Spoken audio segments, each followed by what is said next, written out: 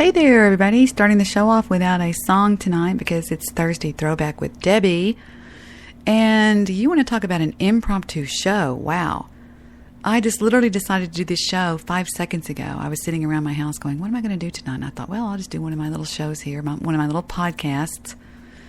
And bunch of stuff on my mind. A lot of stuff I really don't want to talk about, to be honest with you, because a lot of it's more personal in my life going on, things like that. But I'll see if we can come up with something to talk about here. I am on Skype right now. The call-in number to the show is 214-444-5488. Again, I am really just kind of sitting here hanging out, to be honest with you. Still playing with the new board, still playing with the new settings on the new board, and really not much going on. Not much going on. Trying to get my sound settings right. How does that sound? Do I sound better that way? I don't even know. So I called it Thursday Throwback, and I would love to hear from Mr. Midnight Movie if he's going to check in with me. He's sort of my co-host here. Let me see what he's doing. I'm on the air, Mr. Midnight Movie. He says he's on Skype. We'll see if he hangs out or not. But on Thursday Throwback, I usually like to do either, older music or something in the past. Talk about something in the past. Don't want to talk about anything going on. I don't know. Do we want to talk about the news? I don't know. Do we? There's really not a whole lot going on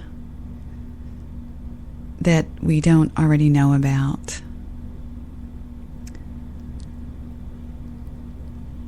15 inventions that solve annoying little problems. And where's Papa? Hi, gorgeous baby angel. Where's Papa? He just walked out there. Outside? No, he just walked out there somewhere. He just walked out my door, angel baby. I can't see him. I don't know. You want to try to call him on my phone? You're so sweet. You like your car I bought you? Yeah. I like you is what I like. I like you, little big you. I'm on the radio. A whole bunch of toys. Mommy won't let me have candy. Aw, well, tomorrow night we're going to be going trick-or-treating. We're going to have super fun, aren't we? Yeah. Okay, there's the old Palhead's phone ringing. For little baby angel you. I love you so much. Now does Papa call you? Yeah, he answers. Jet's in here right now. Hey, Papa. Hey, Dad. Can you? He's tell calling me Vic. The kitty cat thingy? He's calling Vic from my phone. Anyway, it doesn't look like there's much going on in the headlines right now. I mean, Syrian airstrikes kill over 200 civilians. What is this? Oh, yuck. Bombing runs by the Syrian Air Force over the past 10 days have killed at least 221 civilians. Uncle Steve's so silly. He said, keep walking, little man. He is silly. Uncle Steve loves you so much. So, Being here for a minute? well, I'm on the radio right now. Where's Pow Pow? He said he's going to get something for Mika. Oh, okay. Are you ready to go trick-or-treating tomorrow night? Are you going to get lots of candy? Mm-hmm. Are you going to see lots of cool people out walking around in their cool costumes? Yeah. You think we'll get scared? I think a vampire one will be. I think we should listen to a Halloween song right now. You want to? Yeah. Which one should we listen to? Why don't we listen to our favorite Halloween song, which is Monster Mash. You want to listen to Monster Mash? Yeah. Okay. That kind. Okay, you put on the earphones. Here we go. Is it gonna be out? No. Okay, there's the earphones. Can you fit them? Did they fit you? Yeah. Okay. And here's the microphone. Click whichever one you want to. Here, do this one. This one. Not that one, this one.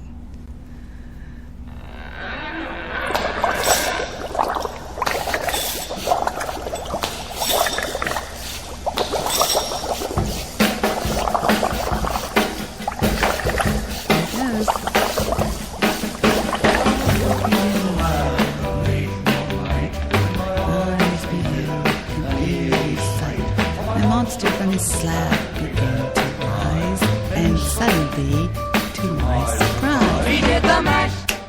He did the monster mash. The monster mash. It was a graveyard smash. He did the mash. He caught on in a flash. He did the mash. Can you sing it? Castle east to the master bedroom where the vampires feast. Ghouls all came from their humble abodes to get a jolt from my electrode. They did the mash. They did the monster mash. The monster mash. It was a graveyard smash. They did the mash. Jets dancing, they caught on in a flash. They did the mash. They did the monster mash. These were having fun. In a shoe The party had just begun. In a shoe The guests included Wolfman, Dracula, and his son. The scene was rocking, all were digging the sounds. He wore unchained back by his baying hounds. The coffin bangers were about to arrive with their vocal group, the Crypt Kicker Five. played the mash. They played the monster mash. The monster mash. It was a graveyard They smash. played the mash. It caught on in a They flash. played the mash. It was the monster mash. And his coffin Jack's voice did ring. Seems he was troubled by just one thing. Opened the lid and shook his fist and said, "Whatever happened to my Transylvanian twist?" It's now the mash. It's now the monster mash. The monster mash. And it's a graveyard It's smash. now the mash. It's caught on in a flash. It's now the mash. It's now the monster mash. These cool rocks of all of the band. My monster mash is a hit of the land. You ring, the smash was meant to. To my door, tell them boys smash. Then you can mash. The monster mash. Then you can mash. Then you can mash. We're on the radio.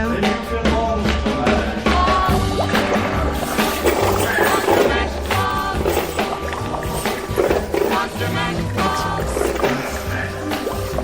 You should tell everybody what you got today for a special gift from Mika and Pow Pow. You want to tell everybody what you got? What? What did you get? I don't know. You told me. No, you tell me what you got. Oh, he just clicked another one.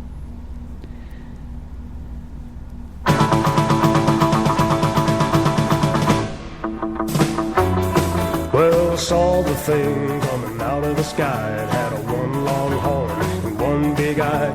I commenced to shaking and I said, ooh, it looks like a purple people eater to me. It was a one-eyed, one-horn flying purple people eater. A one-eyed, just clicked that one-horn song. flying purple people eater sure looks strange to me. Oh, well, he came down to earth and he lit in a tree. I said, Mr. Purple People Eater, don't eat me. I heard him say in a voice so gruff, I wouldn't eat you because you're so tough. it was a one-eyed, one-horn flying purple people eater. One-eyed, one-horn flying purple people eater. One-eyed, one-horn flying purple people eater sure looks strange to me. I said, Mr. Purple People Eater, what's your line? He said, I eat purple people and it sure is fine. But that's not the reason that I came to land. I want to get a job in a rock and roll band. Well, bless my soul, rock and roll, flying purple people eater. Pigeon-toed, undercoat, flying purple people eater. Friendly little people eater, what a sight to see. And then it swung from the tree and it laid on the ground. And he started to rock, oh really rocking Jet's around. It dancing. was a crazy ditty with a swinging tune. Sing a bop, dap, a boop, a lap, a loom, bam, boom. Well, bless my soul, rock and roll, flying purple people eater, pigeon toad and the gold, flying purple people eater, I like short, short. flying purple people eater. What a sight to see. Well, he went on his way, and then what do you know? I saw him last night on a TV show. He was blowing it out, really knocking them dead, playing rock and roll music through the horn in his head.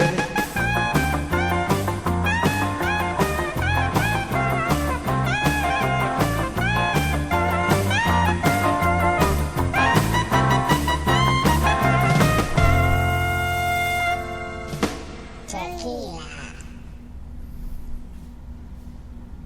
You could piss this one.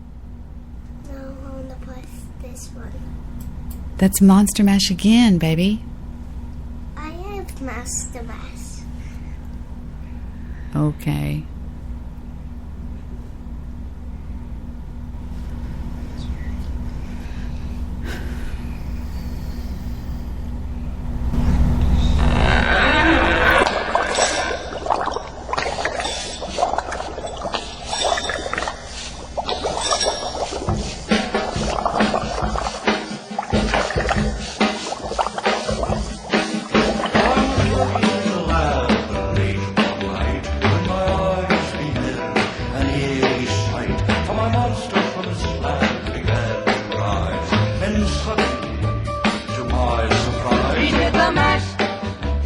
The Monster Mash. It was a great hard smash. He did the mash.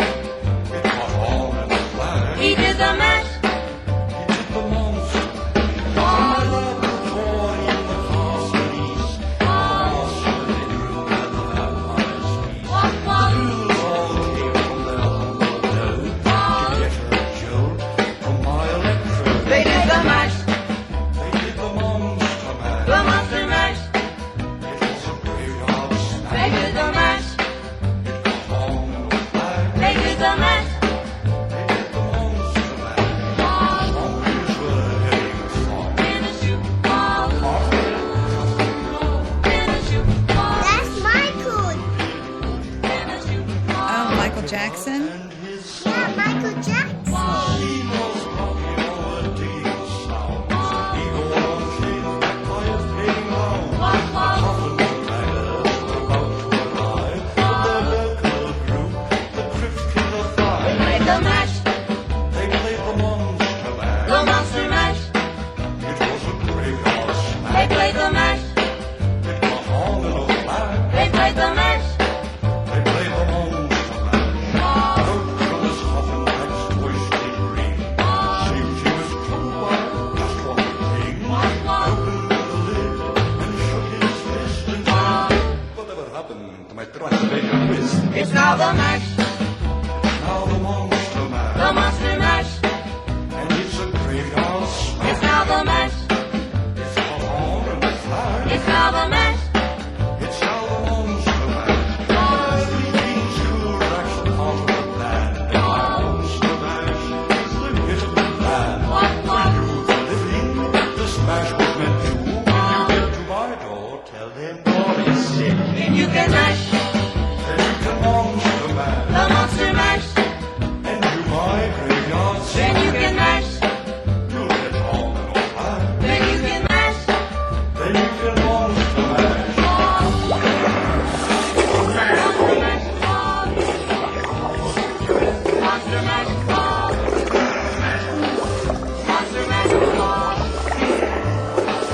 Monster Mash. That was a funny video. That's the last one, baby. I got to talk to the people on my show Let's now. do this one. I have to talk to the people. Okay, one more and that's all. Okay. Jet's running my show tonight.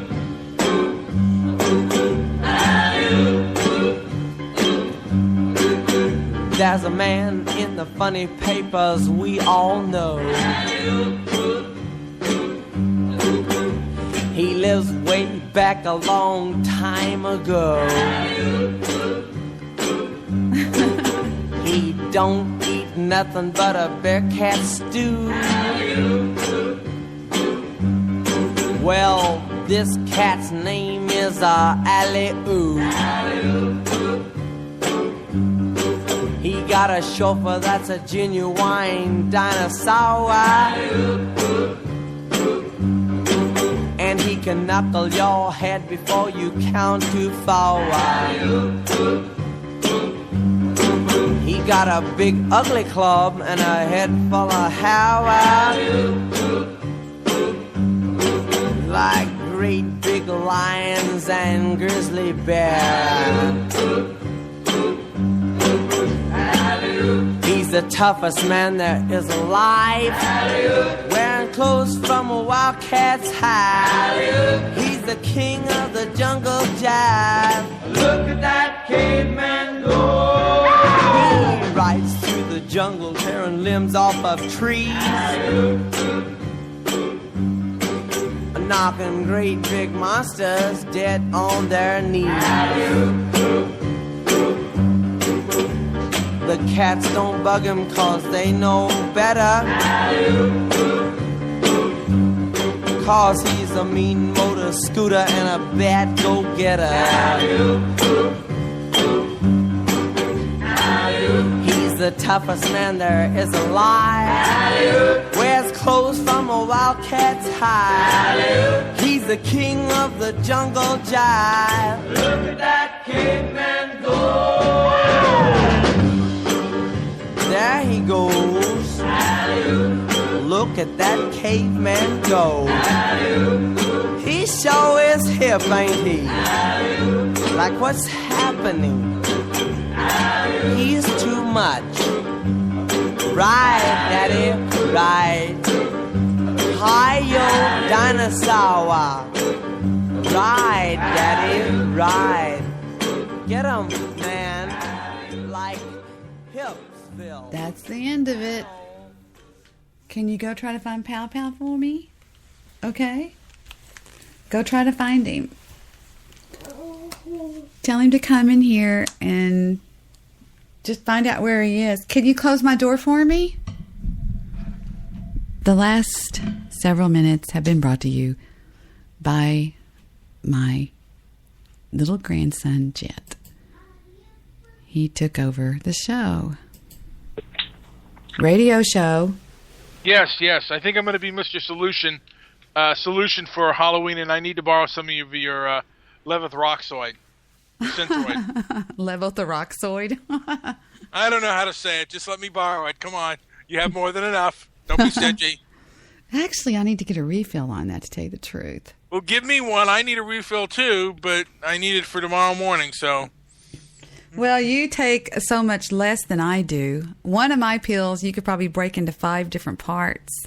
No, I break it into 2. I take, you take 120, right? Well, Papa's already gone. No, he's not gone, baby. I'm on the radio right now.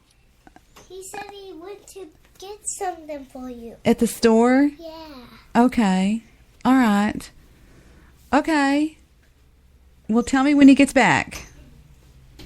I never know what to say. Close my door, baby. I never know what to say when I'm on the air and he comes in here and he... Jet, close my door, baby. God damn it. Hold on, please. I'm sorry. All right. I'm going to bloviate while you're there. Okay. All right. I'll tell about my Halloween costume. I'm going to be Mr. Solution for Halloween. Let's see. I'm going to have to wear something to tie around my knee because I think he's maybe one-legged. And he's probably about 445, 400 pounds, maybe close to 500. Real big dark circles under the eyes. You know. You hate Mr. Solution. I'm just kidding. Were you even listening to that? I thought you walked away from the door. I could still hear you, though. I wonder why he won't ever talk to us again. We might as well just get over him and just not even talk about him anymore, you know? He will tweet. So this is the day before Halloween. I'm working late. Tomorrow night? Yeah, I'm working till 10 o'clock. Really? Nope. How come? Yeah. I'm the only one on my crew that doesn't have children, so. Oh. Well, you should go tomorrow and adopt a couple of kids or something. Yeah, well, shit, you know. Then they want me to adopt. Yeah, the thing is, they want me to adopt them the whole time, not just for Halloween. Yeah, really. That wouldn't be very fun. No. They're fun for a while, just like animals are fun for a while. But then Animals are always fun to me. I love dogs. So what else has been going on? I just came on the air because there was nothing else really going on, to be honest with you. Yeah. Not much. Just trying to stay one step ahead of my diabetes, and that medication that they got me on is really expensive, man. Do you have health insurance? Yeah, I had to get on Obamacare. How does that work? How do you pay for that? Because when I looked at it, it was something like $15,000 a year or some shit like that. How do you pay for that thing? Do you get payments or? Wait, you have to pay $15,000 a year? Well, that was like the quote I saw for 2 people, I believe. How do you pay for it? How do people pay for that? Do you get to make payments, or is it? Yeah. I make monthly payments. Oh, okay. What is it about for just somebody like our age? Just roughly, give me. Well, it depends on what you make. Some premiums are higher, some premiums are lower, depending on what you make. Really, that's what they set it by? Yeah, what you make. Yeah, I mean, like, how old are you and what you? I mean, like, and what you make. Yeah. It's outrageous. I mean, I don't even agree with it, actually. Give me a ballpark of what somebody pays. Is it $500 a month? Is it $200 a month? Is it $900 a month? Just give me some kind of. I pay like $140 a month, something like $140 that. My work month. supplements some of it too. He has Obamacare, so you pay $140 a month. And after you applied for it, when did you get it or whatever? And what are the benefits of it? Tell us about it. Cheaper doctor visits. Did they tell you which doctor to go to? Yes. Yeah. They do? I just actually, it wasn't that big of a deal. Because, they told me which doctor to go to. I was going to another doctor that I was paying cash. And is it like $10 a doctor visit or what? 45. 45? That's not much of a bargain. No, but it is what it is, so. And then do you get a prescription card or what? Yeah, but it doesn't cover, I don't know if it covers that much. In Australia, and they pay for health care for everybody. I just don't see why we can't do that. Do you? Too much help, too much money? Australia has 18 million people. We have 215 million people in this country. Wait.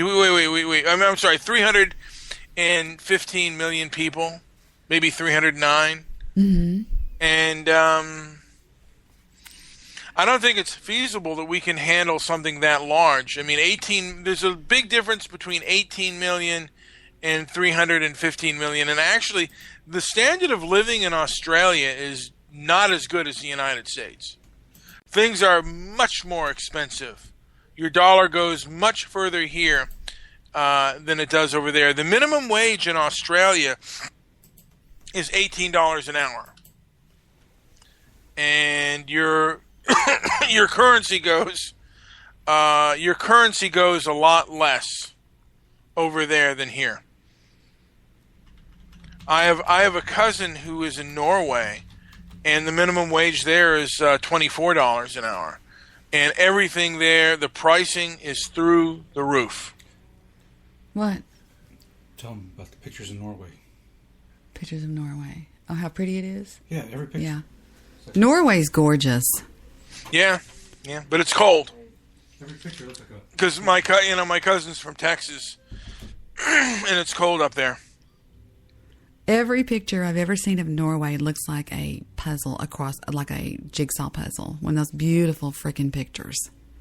Yeah, well, yeah. I mean, it seems nice. I mean, and it seems like really kind of peaceful, and it's one culture. So you don't have, Norway is one of the Nordic countries that doesn't have the nightmare of multiculturalism. So it's what? God, everybody comes in here at 10 o'clock. Do you have? What? You grab my... Oh, there it is. What? Oh, yeah. Philip said my toenails look like an old lady. Look, the color. Uh-huh. Doesn't it? Yeah, I know. It costs a lot of money. Hi, JP. How are you? You know what? I've been crushed under the weight of everything that is Obamacare. I can't move. Oh, my God. I just don't understand it. I don't understand anything about it. I don't how it Mr. works. Midnight Or... Movie and Debbie.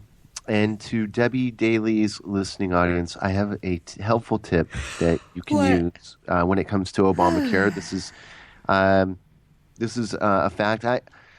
I'm on an insurance program through work, and well, I was okay. Let me start over. I was on an insurance program at work, and what I'm finding is that the monthly on that is so much higher than what I should be paying. And here's what you do. Okay, people, if you're on Obamacare, like Mr. Midnight Movies, he pays about $140 a month, right? So much higher than what I should. Here's what I recommend you do. Here's what you do. Okay, people, if you're on Obamacare, You know, the sound of my show, I'm sorry, I was testing it on my iPhone. Hearing myself again. It's phenomenal, the sound quality. Go ahead.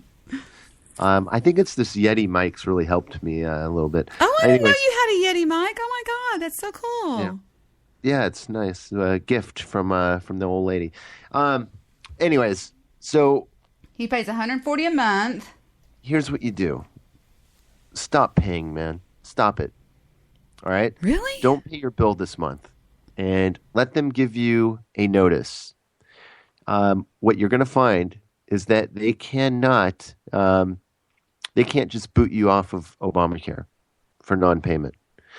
What you do is you get a letter from them. They'll a demand letter for their money. It's they'll send you another bill saying you're late or you missed a payment. What you do then is you call in to their helpline, their 800 number, 1-800-OBAMA, and you talk to them and you tell them why you missed your payment. You tell them you can't afford it, and you can arrange a payment plan with them. And you can pay, tell them you can pay $50 a month, and that'll keep you going. That'll keep you covered. Are you kidding? That is the trick. That is what you do. That's. And how do you know this? Don't let the moose loose. Huh. I don't know. I mean, Try it. Give it a shot, Mr. Midnight. I'm telling you, it'll. I know several people who've done this. Yeah, you know what? I don't want to risk anything because if the Obama police come after you, look it up, man. That's why I'm telling you this information for you to go research. The Obama police. Yeah, go research it. They will not deny you insurance for non-payment. You just skip a payment, then you tell them a reason. You give them your excuse, and you tell them you can't afford the $140. You make an arrangement. You keep paying, and you're covered. I cannot pay because I was raped in prison. Obamacare. So they cannot cancel you, is what you're saying. Correct. And you know this for a fact. I know several people who've done this. Yeah. Well, what the hell? I mean, we've got to do this. I have no health insurance right now, but let me also add that I am not a consultant, nor am I. Yeah, I don't know. This is all. Of course, I don't do this. But this is, people I've heard do this. Sounds like an interesting way around it. I would research it and make sure that cross-reference what I say, because I'm not going to espouse that as fact. But I've got the Obamacare pros and cons in front of me. So very nice. What are the pros? The pros are tens of millions of uninsured will get access to affordable health care. They're all swinging deals with them. Over half of uninsured Americans can get free or low-cost health insurance using their state's health insurance marketplace. And then it says Medicaid is expanded up to 15.9 million men, women, and children below 138% of the poverty level. You cannot be dropped from coverage when you get sick or make an honest mistake on your application. You also cannot be denied coverage or treatment for being sick or charged more for being sick. You can't be charged more for being a woman either. It says that small businesses can get tax credits for up to 50% of their employees. Who cares about that? And then it says all coverage starting after 2014 must include new preventative services and essential health benefits. And the cons are, in order to get the money to help insure tens of millions, there are new taxes, mostly on high earners. What is CHIP? CHIP. I've never heard of CHIP. Eric Estrada. That's what I thought. California Highway Patrol. Insurance companies must cover sick people, and this increases the cost of everyone's insurance. I don't know what that means. I just don't know that. It says we're supposed to have it. I don't have it. Do you? I mean, do you have it? Well, you don't have a Jewish producer, right? No, not at the moment. I may one day try and do this. Do you use a doctor that much? I mean, do you use No, that? I don't either. I don't go to the doctor. That knock on wood. I don't go. I don't know. Get raped. I pay close to for two. I think we're at something like $375. A little bit more than Mr. Midnight pays per person. Damn. Getting raped. God, it's so ridiculous. And they Can deny. Can I use my health care plan to cover me for rape that they're giving me? God, no, shit. It's crazy. I don't understand so many things like Medicaid, Medicare, Meta this, the chip, chap, snip, snap, bip, bap, ibbity, all these weird things with government. It's kind of scary. It almost seems... Here are the top 10 things you need to know about Obamacare anyway, and it says, and I quote, number 1, the Affordable Care Act, Obamacare, requires you to get and keep major medical insurance throughout the year or pay a fee for each month that you go without coverage. It says you better get it or you're going to get paid. You're going to have to pay a tax. Number 2 says minimum essential coverage includes all. What is marketplace coverage? I don't understand. What is marketplace coverage?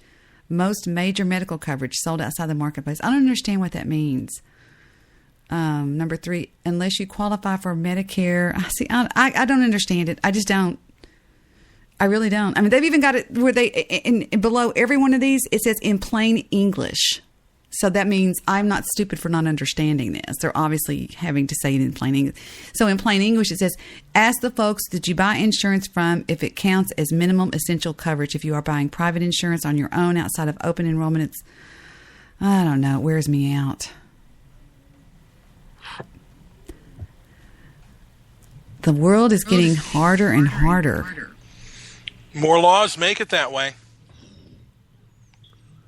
Yeah, they're turning it into not a capitalist, but a what do you call it? A socialist? Yes, society. Yes. So this is getting close to Halloween. It's about as close as you can get. That's right, as close as I can get without getting AIDS. Just kidding. Without getting AIDS.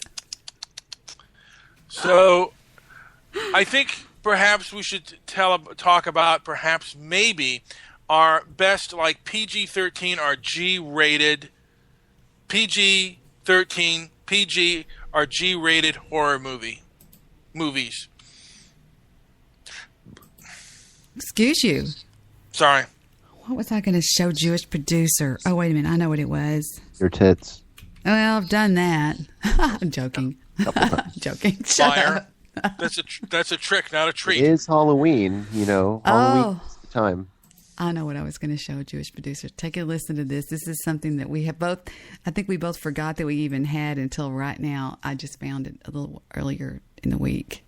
Take a listen. I think if it's like 51 or less than 60, you'll see a popcorn, a popcorn thing dumped to the side, like this film, like it'll show a popcorn cup or a popcorn lid on its side, a box of popcorn on its side. That is really you. I swear to God, that's what we put up with you. That's why. Popcorn lid. Good memories. Get out your popcorn. How many times did he say popcorn in that? Did anybody What's count a lid of popcorn? What is a lid of popcorn? I'll take 3 lids of popcorn and a stack of gum, please. You're an idiot. I know. But it's a popcorn lid. Don't tell me it's not a popcorn lid. God, you're so stupid sometimes. I love it. It is a box of popcorn. No, it's as if you take so long to say something. It's just like you're strolling through your mind, sort of just walking real slow. Yeah. You know? And then that bastard, Mr. Solutions, interrupts me. He orders popcorn like it's weed. He'll be like, "Get me an ounce of popcorn and give me an eighth of butter." You know what? When I'm ordering something food-wise, I don't fuck around. I don't like it, and I don't like being behind somebody, particularly if there's a long line, behind somebody who's indecisive. And senior citizens tend to do this pretty bad. And I wouldn't talk about other people because you're not allowed to say, but certain people are indecisive and want like specialty items. And do you do this and do you do that? You know when Heather used to hear this song when she was a little girl in the back seat of my car, her little feet would just be bouncing up and down, and she would get my sunglasses and put them on her face. They'd be all crooked and stuff. This always reminds me of Halloween. It's kind of spooky, spooky, spooky, spooky, spooky, spooky, spooky, spooky, spooky. Who did this? Oh, Steve Rush would go, Rush! Remember this song? I wear my... Corey Hart. Corey Hart. Yeah. I just ran across that too. I was looking at my MP3s. That song. You hated that song? I wanted to punch that guy out. What an idiot. Aw. My sunglasses at night. I'm so 80s chic. I'm wearing my sunglasses at night. Yeah. I thought it was a cool song. I really did. I thought it was a cool song. Even that was over-stylized. Yeah. It reminds me of the song The Fanatic. Remember that song? I am the Fanatic. Oh, that's a great song. I don't remember that. You're both wrong. I don't remember that one. Here's one of Mr. Midnight Movie's favorites. She weighs 400. Oh, shit. 403. Oh, she's a fat bitch. A fat bitch indeed. Shit. And she loves to eat. Now they say she a fat bitch, but she weighing more than average. And she ain't turning down no sandwich.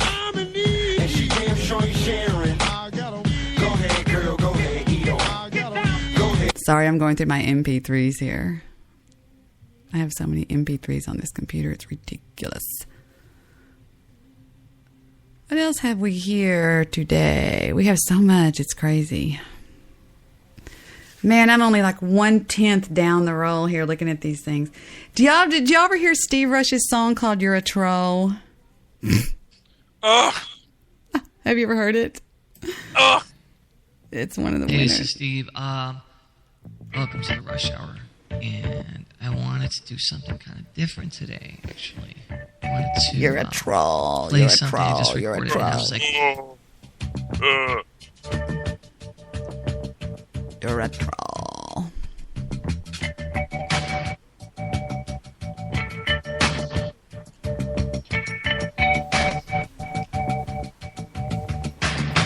We are grooving.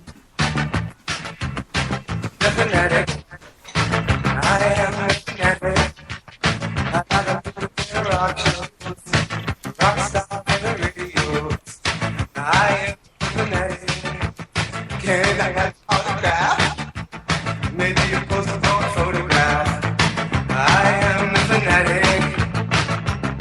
The fanatic. Limo chasing is my thing. TV guide, magazines, videos that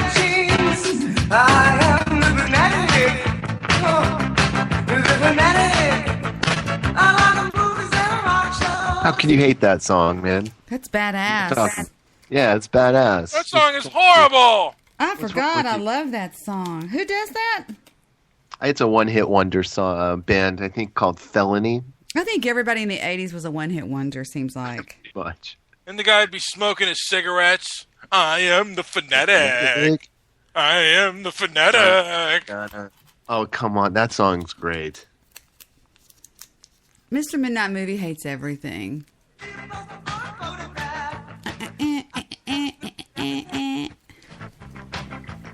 I know. What a hater. Oh, shit. Negative hater. Negative creep. That's what you are. You are a creep.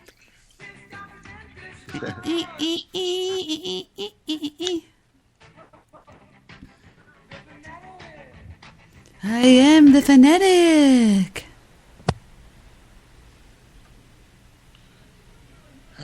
So we have to think of spooky things. Tomorrow night is the night when all the... You unlock this door with the key of imagination. Sorry. Beyond it is another dimension. A dimension of sound. A dimension of sight. A dimension of mind. You're moving into a land of both shadow and substance, of things and ideas. You've just crossed over into the Twilight Zone. Scary stuff, the Twilight Zone. Have you ever looked at the website Postmortem? No. I've seen postmortem pictures when they used to take pictures of dead people with their families and stuff. Little dead babies. Does that kind of scare or does that freak you out or not? It's kind of gross, to be honest with you. It's kind of weird. No, it doesn't really freak me out or scare me. But, I mean, I can look at it and not be bothered by it. Isn't that weird? So many things bother me, and yet that does not bother me. Now, would do crime scene photos bother you? Not really. Not really. I don't know why. They just don't, I guess. I forget the name of the website, but they have a thing of serial killers. Mm-hmm. And they have the photos taken of them alive. Like, there were serial killers who like to photograph their victims before they killed them. Would that freak you out or no?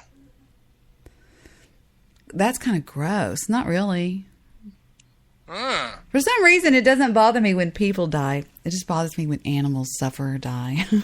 I care more for animals than people. Oh. Well, okay. But you couldn't watch, like, you couldn't watch a beheading video. Hell no.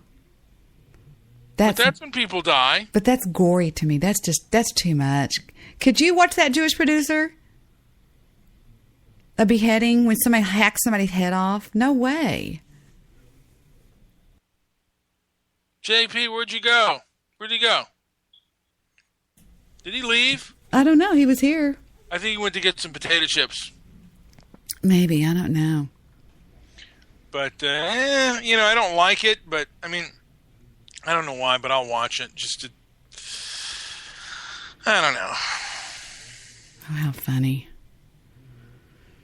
There is so much. I forgot how much MP3 is on this computer. I really should clean this computer out. It's ridiculous. There's really too much on here. Oh my God. You won't believe how much stuff is on here, Mr. Midnight Movie. It's crazy. Now, because I saw the pictures of the Manson murder. Did you ever see the picture of the Manson murders? Yeah. I don't know why it doesn't bother me. It doesn't for some reason.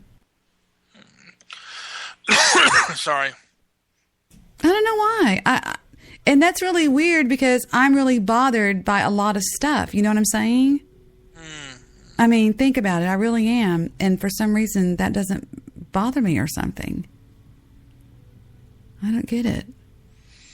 So you've seen Postmortem. Yeah, that stuff is really creepy, though. The Postmortem stuff. That's weird. And the music they play? I just think it's weird that they take pictures of dead people with their families. I really think that's bizarre. Yeah. I mean, I guess it's kind of shocking. You know, I mean, like it's such a bad thing that who know, like how people used to respond to death. You know. No kidding. You know, it's like, and it was a much more.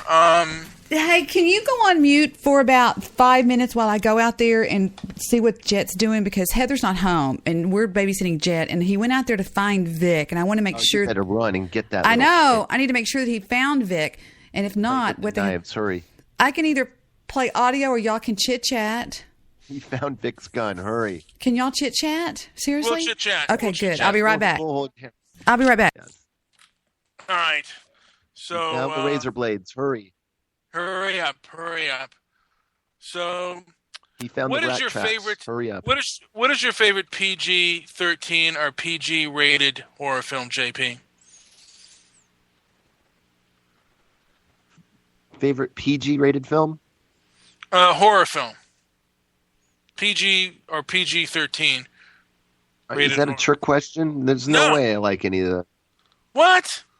Are you I guess that fucking heartless? Gremlins. Well, Gremlins is kind of. How about Poltergeist? Poltergeist was PG. Should have been an R.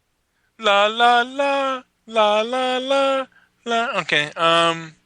What else was PG? I mean, is that it? What Well, else? Frankenstein was before Code. Oh, so some of those older monster movies. Yeah, that's true. I like The Blob. Yeah. Starring Bathtub Girl.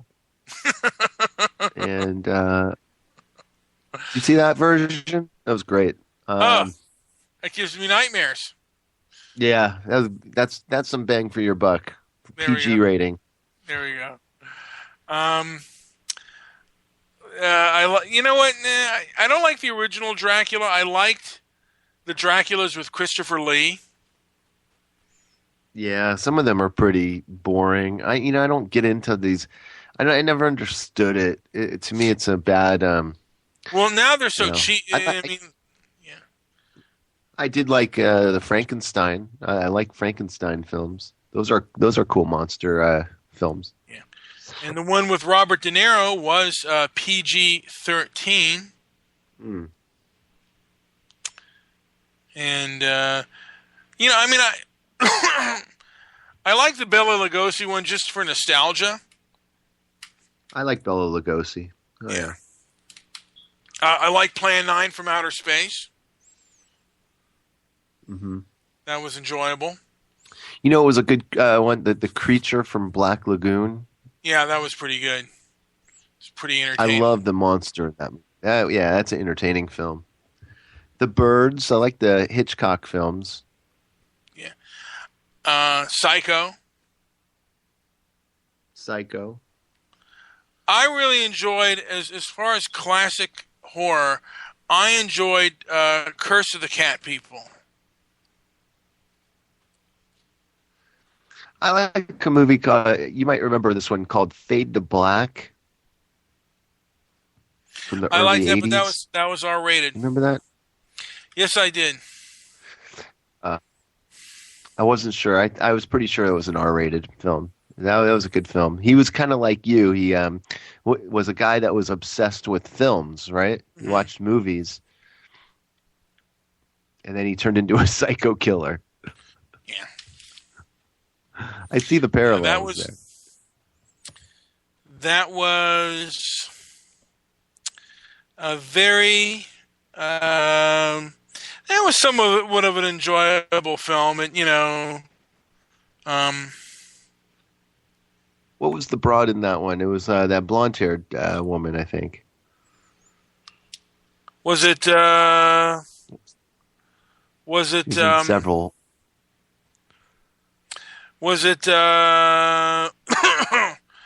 Was it Morgan Fairchilds? No. I'm going to have to look this up. But not a PG film. It was an R-rated film, but still now I'm curious.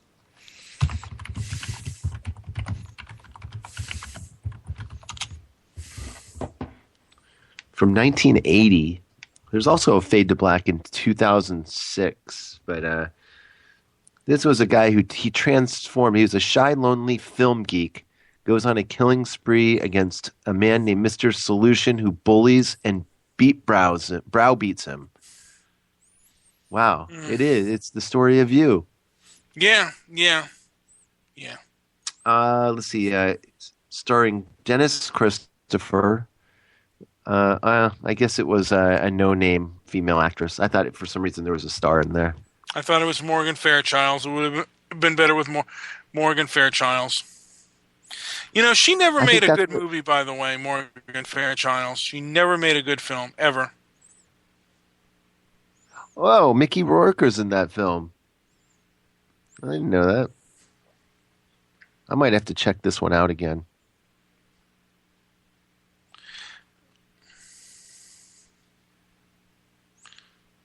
Kathy Griffin was in that movie as an extra. Christopher Lee is in that movie. Are you Actually, serious? They had some archived footage.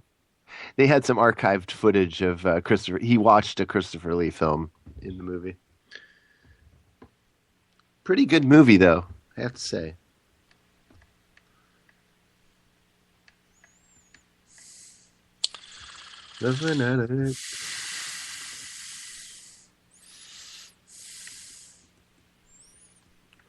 Robert Wise?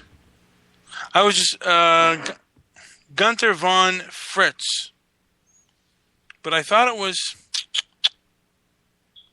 somebody else. Curse of the Cat People. Do this on Wikipedia.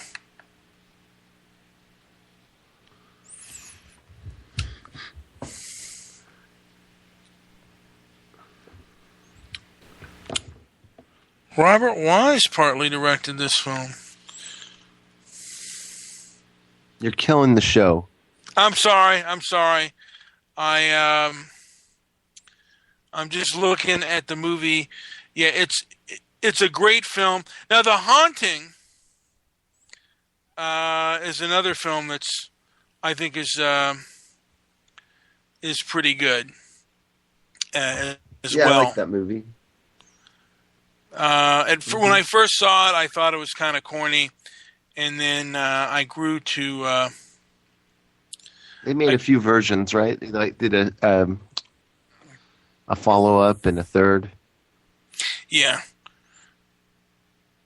and they did an Andromeda. Did you ever see the Andromeda Strain? I'm looking that up now. Oh yeah, it's a good movie. Yeah, it's definitely different. I wonder if that film was rated R. Now, do you remember the movie Run Silent, Run Deep with God? Now I can't even remember his fucking name. Get to me, brain. With Bruce Stern. Don't recall. I've been sitting here listening to you two for the last minute or two. I found Jed outside by the swimming pool. Did you want to vomit? No, I like listening to you vomit? two. I like you two. You know, he started to ramble about something, and I was like, it sounds like he's going to like watch porn right now. I don't know if I want to get involved. I think I'm going to fly out there and meet both of y'all. I've never done that before. Most people come to meet me, but I don't know. Would your wife get mad if I just came over there and said, "Hi, I'm here to meet y'all"? Would she go, "Get her out of my house"? Would she be ugly to me? No, I think we'd make you dinner and. Oh, that's so sweet. Don't talk about my No White Guilt show. She hated it. She did hate it. Right. We won't talk about Mr. Midnight Movie. Does she not like him? Oh no. No, she does. She likes Brian a lot. Yeah. She didn't like my we need white to. guilt. You need to do that. You need to come out here. Yeah, absolutely. I'm bored with life. I think I am. I am not joking. I'm so bored with life.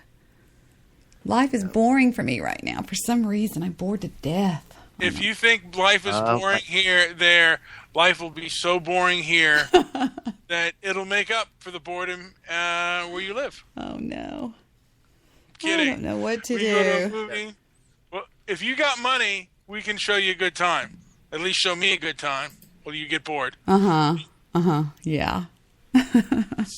You can buy my lap dances. Oh boy. Black folks in an abusive black leadership relationship. We have to send a message. This is the time for us to send a message. We're always talking about what the Republicans ain't done for us or what they will do to hurt us. My life has been hurt by Democrats. And we got in our mind that we always got to keep voting Democrat. You know, look and see in your community, who are the real oppressors in our community? They always... I'm sorry, I didn't introduce this video. It was sent to me earlier by one angry Jew. It's called Chicago Activists Unchained Destroy Black Leadership. Let's talk about black on black crime. And when you hear the word black on black crime, the first thing you think of is a black man robbing you, a black man breaking in your house. And that is a black on black crime. But let's take it one step further. There's a black on black crime down in City Hall. There's a black on black crime down in all the state capitals in America, where black folks are voting against our interests, where black folks are voting and making us, we're getting poor and poor, and other groups are getting richer and richer. Everywhere you go, there's poverty in black areas. This lot where I stand at right now, Ida B. Wells, where public housing residents used to live at. Most of the people are homeless, living in the street. And it's because of you, Mr. President. In Detroit, where your leaders at? There's no white folks running Detroit, cutting water on black folks in Detroit. Them black folks running that city. Ain't no white folks doing that. Them black folks going along with that. Everything's happening in our community is black leadership doing this. Our children know that if the Democrats have not done anything for us as of yet, why should they even go out and vote? What agenda is on the table that's going to change their life? The only thing they're offering the black community is abortion on demand. This is what the president asking for us to vote for. Now he wants to have this conversation about minimum wage raise because he knows that this is the way to get a lot of the poor people's attention. But to hell with his minimum wage raise. We don't have any jobs. A minimum wage raise for what? They're not pushing a black agenda. They're not pushing a family agenda. They're pushing a neoliberal agenda. Across this city, in these major democratic cities, this is what it looks like. How can the same process happen over and over again and nobody got nothing, can't do nothing about it? Black leadership is abusing us. The Democratic Party is abusing us. It's the same way in every black community across the country. And they force us into a life of welfare. We don't want no welfare. We want opportunities to go to work. We want opportunities to own business. They bailed out all of the major banks and these big investors, but left the people starving. There are no tea parties in your city. We don't have those people. We have a major democratic machine, and the majority of them, they look like me. These are the people who make sure we get nothing, but then turn around and have us to vote for them again. They only come around when it's time for elections. When they think they can give you a toy or give you a turkey or something, and everything is good. Hundreds of millions of dollars are coming down from the federal government. But the money is going to all these special interest groups. My brother's keeper went to his friends. This whole corrupt democratic system that gobbles up all the dollars and starves the people out. Can you all look around your community and see any change that have come about with these hundreds of billions of dollars that have come through our cities? No, you cannot. What we do see is our elected officials riding around in new cars, and they have new homes. When our people don't have jobs in our communities, when we don't have any vital resources, when all the deals been cut, and all our people are left out, this is where we end up. And we got a most important thing that we can stop all this. Everybody got to vote. And if you use your vote wisely, you can stop a lot of this stuff.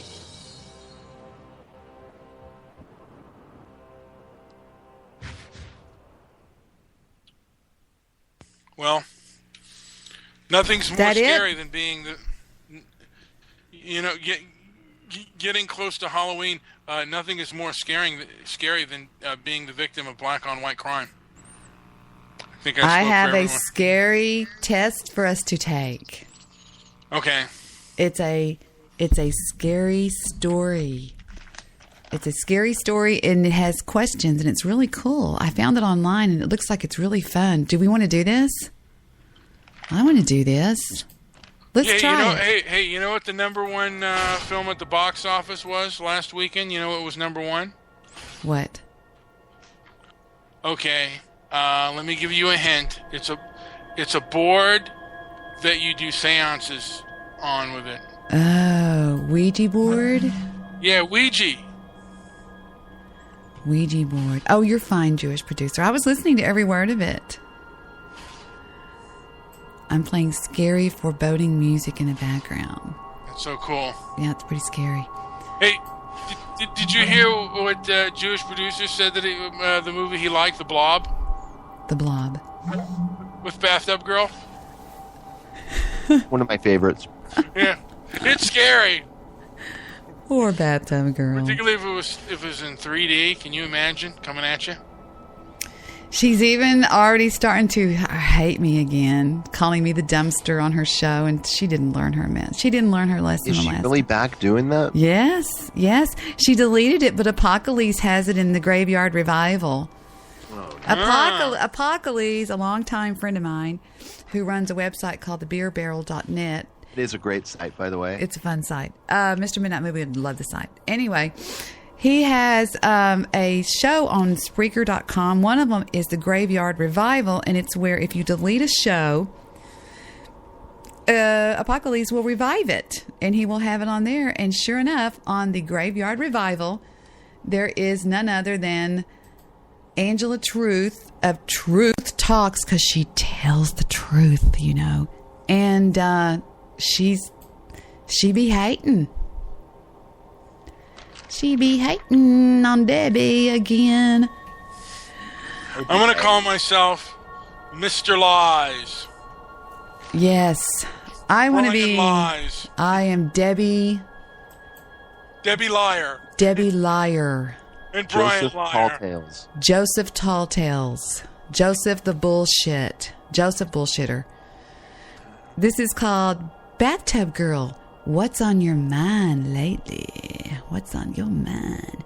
Stabby McHug says, this farce of a show was merely an attempt by the host to lead us into a situation where she could harass, demean, and insult Miss Daly in our presence, and to coerce us into a situation where conversations could be misrepresented by being taken out of context and used to defame all parties involved, most notably Apocalypse's boss, Debbie Daly. It's like a broken record. It's so ridiculous. Apocalypse says on here, deleted episode took place early morning of 10/27, mostly music with some angry commentary where she hates on my boss, Debbie Daly. Yes, she starts the hating. Y'all want to hear what she says? Let's hear it. Let's hear the blob. Here we go. In 3D, ladies and gentlemen. Who would want to be around someone like that? And I know they're hooking up with her. I know it. Really pissing me off. I stopped the music for a second. Who are they talking about? Oh my God. I mean, I got so much more to worry about it. You know, you guys are so drama-filled. You know, maybe I should just start banning you. I don't want to go there. I just don't. It's not good for my health. You know, and I know it's not good for hers. I know more than I let on. Ooh, she knows more about my health than she leads on, people. She knows more about me than she's leading on. Now, what the fuck's there to know about my health? I hear someone likes big black cock. Me. Let's continue. Because everybody's got to tell me what's going on. Stabby, I am so close to banning you. Be careful what you type. Ban his ass. I banned his ass, and there have hashtag Free Stabby going on Twitter. It's trending on Twitter right now. Free Stabby. I'm not freeing Stabby. Stabby's in jail. I thought he just made a comment. No. You think I would ban Stabby for making one comment? I thought he just made a comment just now. He's there? He made a new account. Oh, that's right. No. That was on the episode that Apocalypse did. Yeah. Oh, now she puts a thread that says, Stabby, be careful or I will post my screenshots of your insults to she who shall not be named. That's from Bathtub Girl. Motherfuckers. She will... Just, what do you guys do all day? I have a life. At No, least you for now, I have don't. a life. No, you don't. I don't know how much longer I'll have it. I don't get it. No, you don't. Your mother has your kids. You don't work. You're on welfare. And you probably lay on your ass all day and you get drunk at night and suck on Sky bottles. Oh, boy, did that come out of me? Debbie? That was horrible. Her van's going to be coming near us now. We're the ones that are going to pay for it. She's coming to California. Yeah, it's Girls Talk Radio Podcast. Aaron, are you a troll?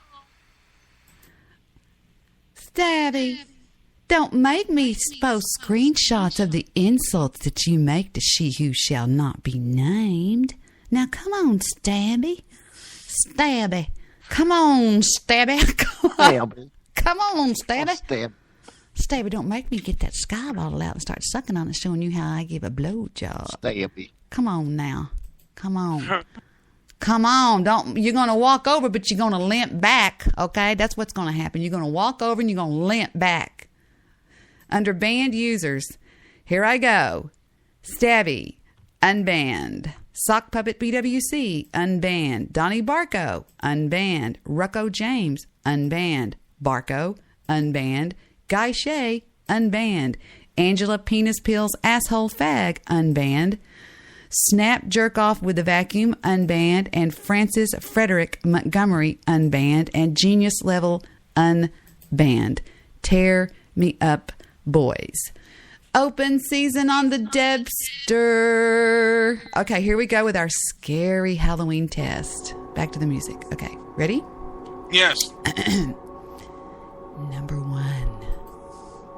As you step up to the entrance of the mansion and hide from the rain, you notice a large wooden door in the way, despite the fact that the event inside was clearly stated to be a soiree. You hear nothing. As you walk up to the door, you notice there's no doorbell. So you decide to knock. After a brisk rapping, the door swings open. You walk in and boom, it closes behind you. You blame the cold weather on the culprit of what's going on. Stop it! Why would this be a reasonable assumption? Is it A, it's not. The house is haunted and a ghost let you in. Number B, locks and hinges snap easier in cold weather. The door must be broken. C, dry cold weather can cause wood to contract and the door would not fit in the frame properly and thus it unlatched. Or number 4, or D, oak is not a typical door material because of its tendency to be very flexible. The door bent open as a result of the odd phenomenon. What do you choose? D. D. Number 2. As the door slams shut behind you, boom, the lights suddenly go out and you're left alone in a dark foyer. You can hear the howling wind of the storm outside and rain pummeling on the windows. Off in the distance, you think you can faintly hear the sound of music. You've been standing with your feet frozen to the foyer floor for so long, it's been long enough. No one has come to welcome you, so you quietly head out in search of the music. You've got to find where it's coming from. You head down a long, dark corridor, and the eerie music gets louder and louder. Opening a door at the end of the hall, you find the music room. In the darkness, you can faintly see a piano.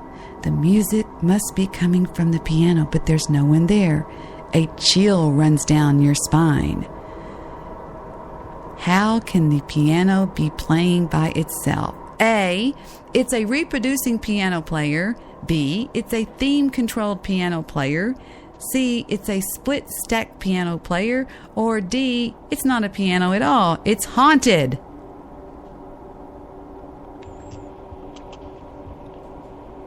I'm going to go with A. You don't even remember what A was. Hey, don't tell me how to vote. His name Barack Obama. Upon hearing the floor creak, you turn around swiftly, heart pounding, not knowing who or what that you would find in the doorway. Nothing is there. You head to the doorway and peer out into the hallway, again to find no trace of anything to have made the floor creak. You finally decide the noise you heard was a natural occurrence. Is this a logical assumption? No, the house is haunted. B, yes, in stormy weather, floorboards tend to contract and expand in response to creating a creaky sound. C, yes, all houses seem to settle, creaking and squeaking as they do. Or D, no, creaking sounds are only caused by animals. It was probably a raccoon. B. You're not going with it's haunted. Ghostly howls echo beneath the floor. You wonder if the soiree is haunted or if the soprano ate something which disagreed with her. You need to find out, and quickly, for whatever is making that noise must be in pain. You rip open the trap door with a mighty heave to rescue whatever poor creature is beneath, but sadly, oh how your heart breaks. You are too late. There in the cellar are the dismembered remains of a creature beloved of Beatrix Potter and the children everywhere. It's a limbless legomorph whose feet have been taken as lucky charms. However, according to American superstition, only rabbit's foot is supposed to be lucky. Which foot is it on the rabbit?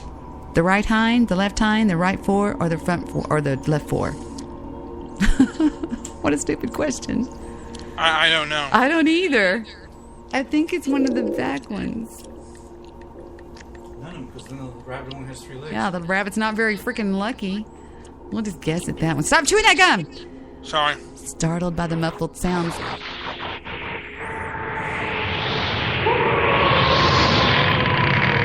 Are you kidding with this noise? Jewish producer! He's so stupid. Jewish producer, stop it!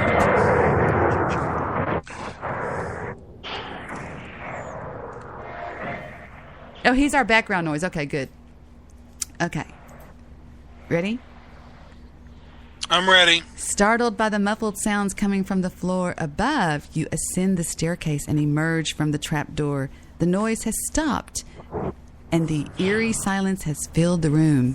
Looking around, you find no sign of anyone, save for a set of shoe prints. Save for a set of shoe prints on the dusty floorboards heading towards a closed door. Hang on a minute. They can't be yours. They're bigger. Upon closer inspection, you see the foot shoe prints are 2 different sizes. One is slightly larger than the other. They're fresh, too. Someone was here just moments ago. As you gather your wits, you wonder who might have shoes in 2 different sizes. If they have gotten the shoes in the UK, what outdated units of measurements would have been used? Uh-oh, Mr. Solution is talking to us. Let's see what lurks behind Mr. Solutions. Hello, stop it, Jewish producer. Mr. Solution says, hello, son, and hello, team race analysts. I perceive that the fiction of race remains an all-consuming, overarching concern with too many. We're having a Halloween show. We're trying to be scary, but we're not doing very good. Stop it, JP. Now that's scary sounding. JP's playing all these scary sounds. Remember that guy screaming?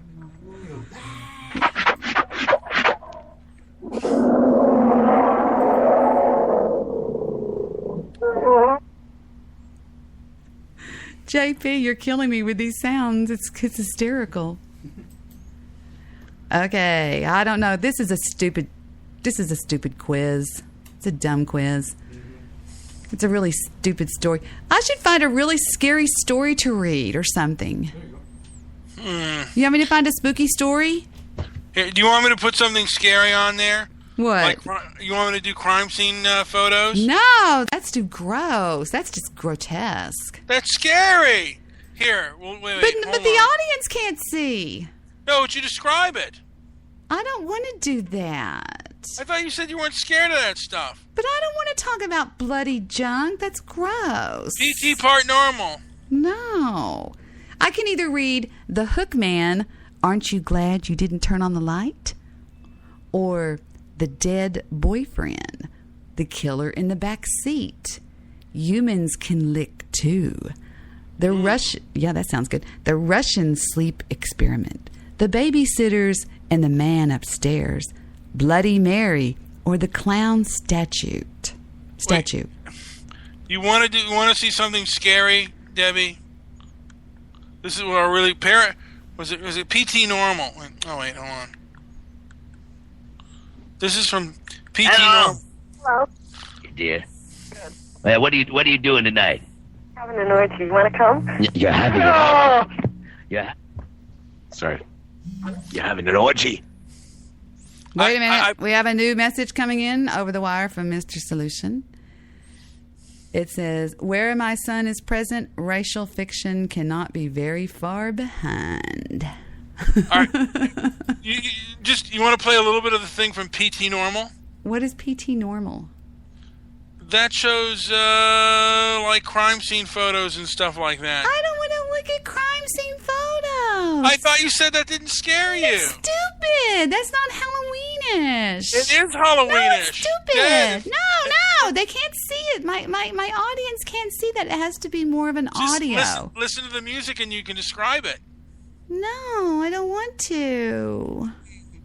All right, I put it in the link if you want to take a look. You want to take a look at something really creepy? No, that's going to be gross. It's actually there's no blood in it. What is it? Well, take a look. I don't want to. Why not? Okay, I thought you said you weren't afraid of anything. I'll look at the stupid thing, but I hope it's not grotesque and stupid or dumb. Montana Paranormal. Final photos of murder victims. Are you kidding me? Why am I looking at this? Oh, thank you. No way. Stop it. Get away. No, get away. There was some man all bound. Mr. Midnight Movie, why don't I just get the baby in here and you just show the baby? You're horrible. You know what? I looked at that and it was creepy. That is sad. Was that man was still alive and he was going to be murdered? Yeah. That is so sad. He liked to take pictures of his victims before he murdered them. My stomach feels queasy. I don't want to do that. I thought you said you weren't afraid of that stuff, and that didn't bother you. I must have lied, all right? I don't want to look at it. I'm serious. Right. I was only saying, you said... That's all. Shut up! It's horrible! Drop the link in my chat room on Spreaker so if any schmucks in there, they can see the grotesqueness of your taste. Well, Jewish producer look at it, and he can drop the link in the chat room if he wants. Have you seen it, JP? I keep looking at Kiss's picture. I think it's the funniest picture. Well, look at that. Wait. Look at that. Oh, my God. What was that? What was that? Okay, there's Clown. The Russian Sleep Experiment. That looks good. The Killer in the Back Seat, or The Dead Boyfriend, Bride and Seek, The Missing Bride. Hey, how about you read, can you read the description of the murder scene at the Mansons? Oh, my God. You are so sick. That's the best kind of Halloween scare there is. That shit is really scary. That is so sick. What do I do? I just look up the Manson scene murder scene? Oh, absolutely. Yes. Oh my God, I hate you. Read the description. Manson. Don't be afraid. Murder scene. Don't be afraid. Scene photos. You're not gonna. You've seen those photos before. Shut up. Oh God! Oh my God! Look at! Oh my God! Oh my God! This is so Please bad. start reading. No, that person's in the yard. Oh, look at this right here. Oh my God! This is so horrible. Where's our scary music? Come on, it was 40 years ago. Play some Tinkle Tinkle music.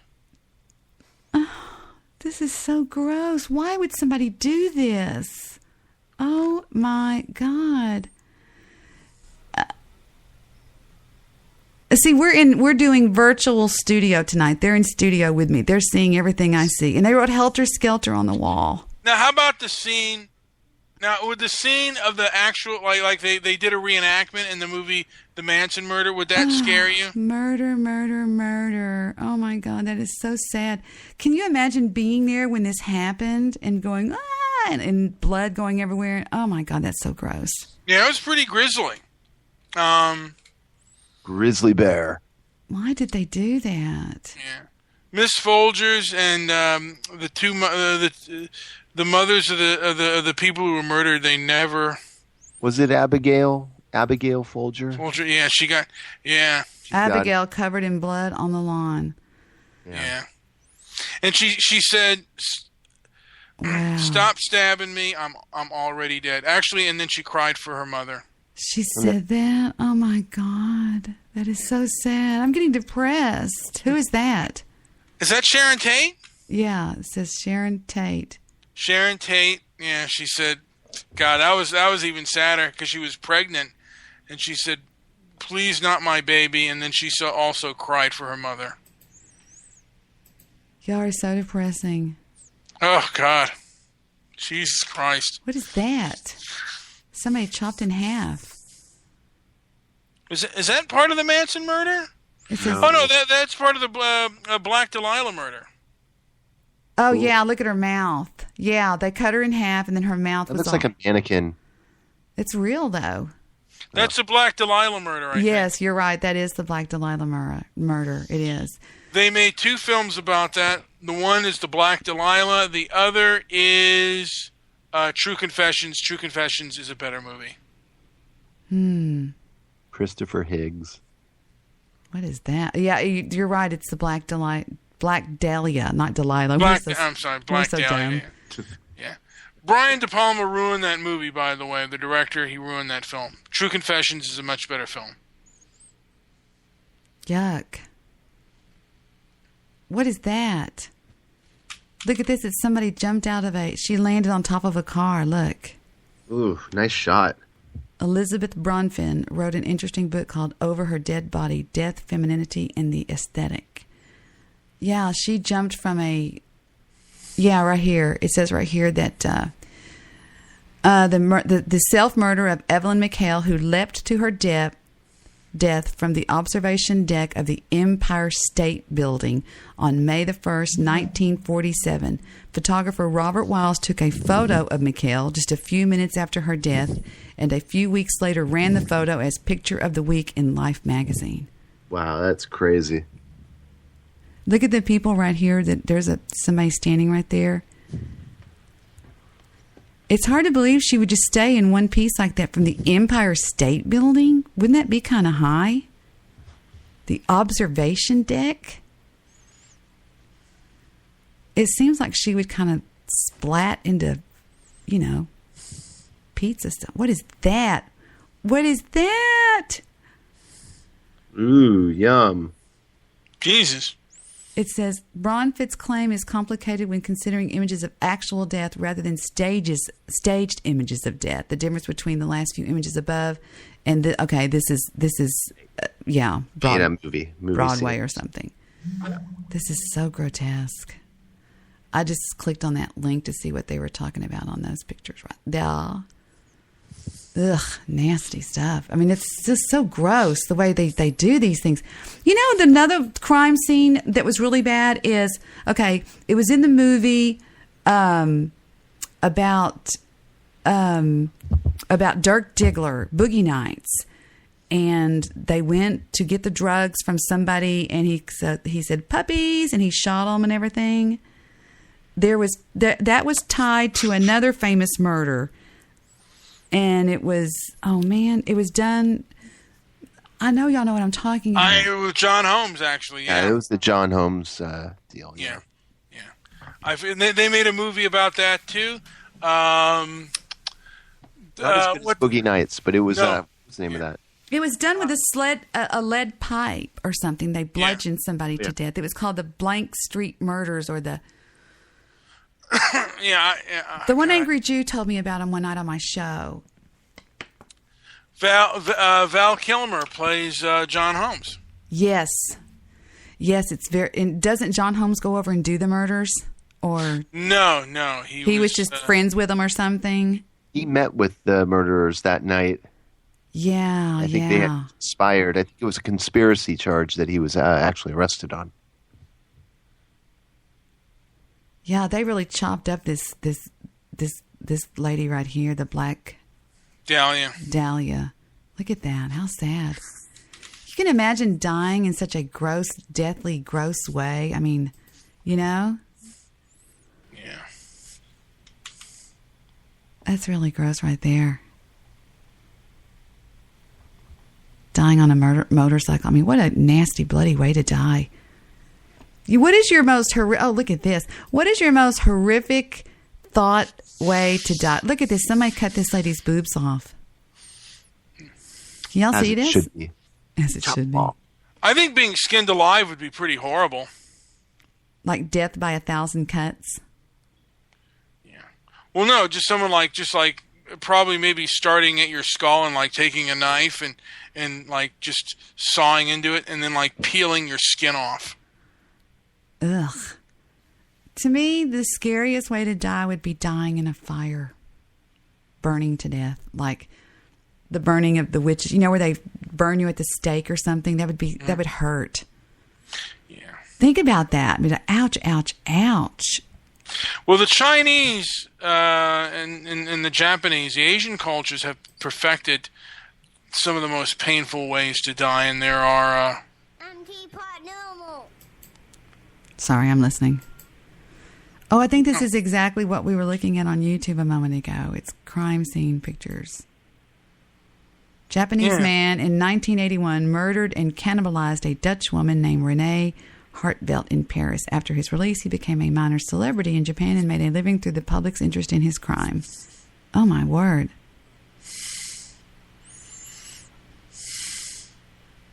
Yuck, yuck. Oh, my gosh. Look at her head over here. It kind of looks like me. And he's the one that did it? This is what you wanted me to do, just to look at crime scene photos and tell them what we're looking at. This is really gross. Really?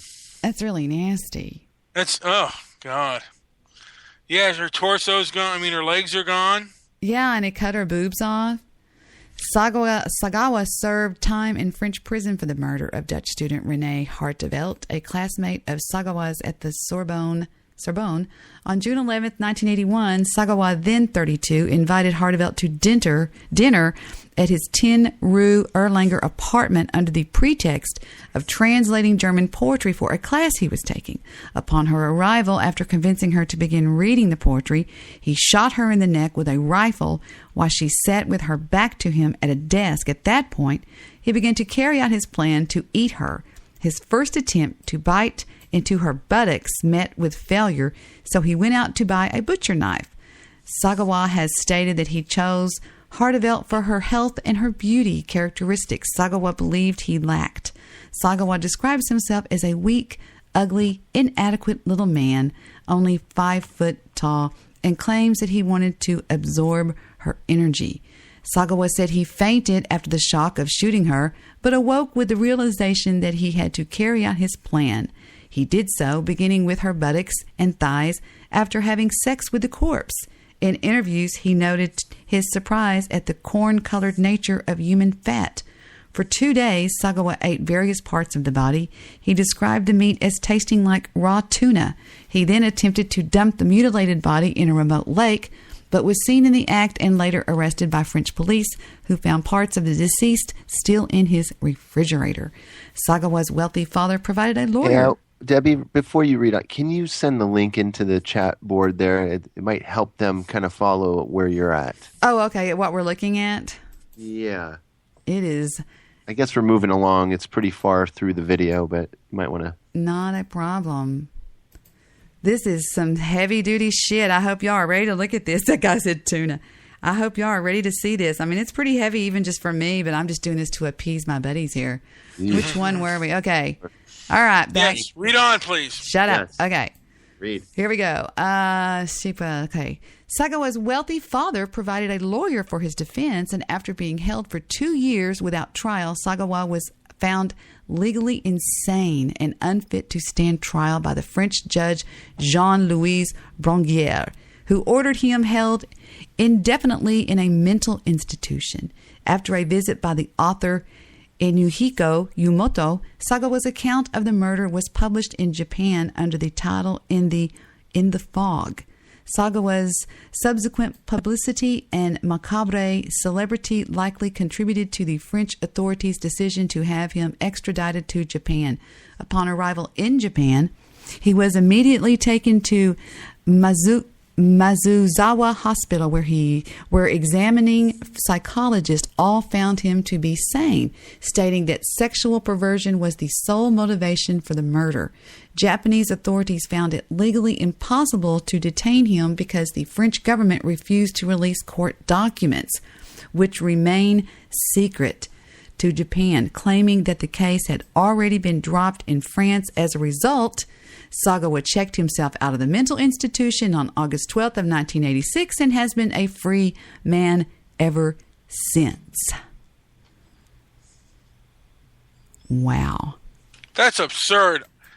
I want to go over to Japan and just kick the shit out of this guy. That is unbelievable what he did to that woman. That is gruesome. And the pictures, the crime scene pictures are just unbelievable. Some of the roughest things I've ever seen. Can you imagine? I mean, I'm not even related to this girl, and I want to kick. Now, do you want to do the one with the guys tied up before they die? No, that's sad.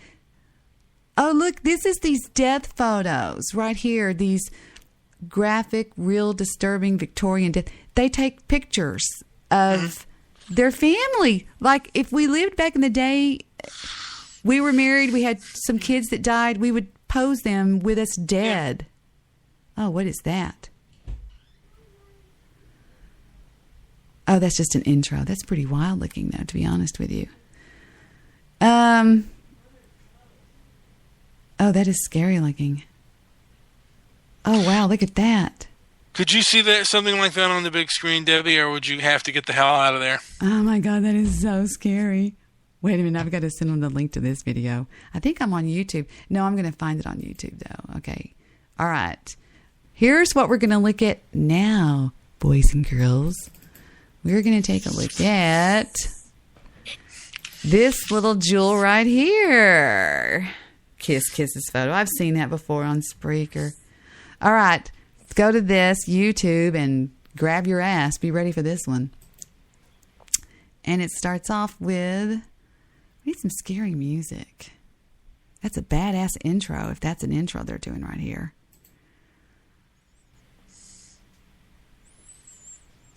With your host, Noreen Belekovich. Oh, this might have some audio. Let's see what it sounds like.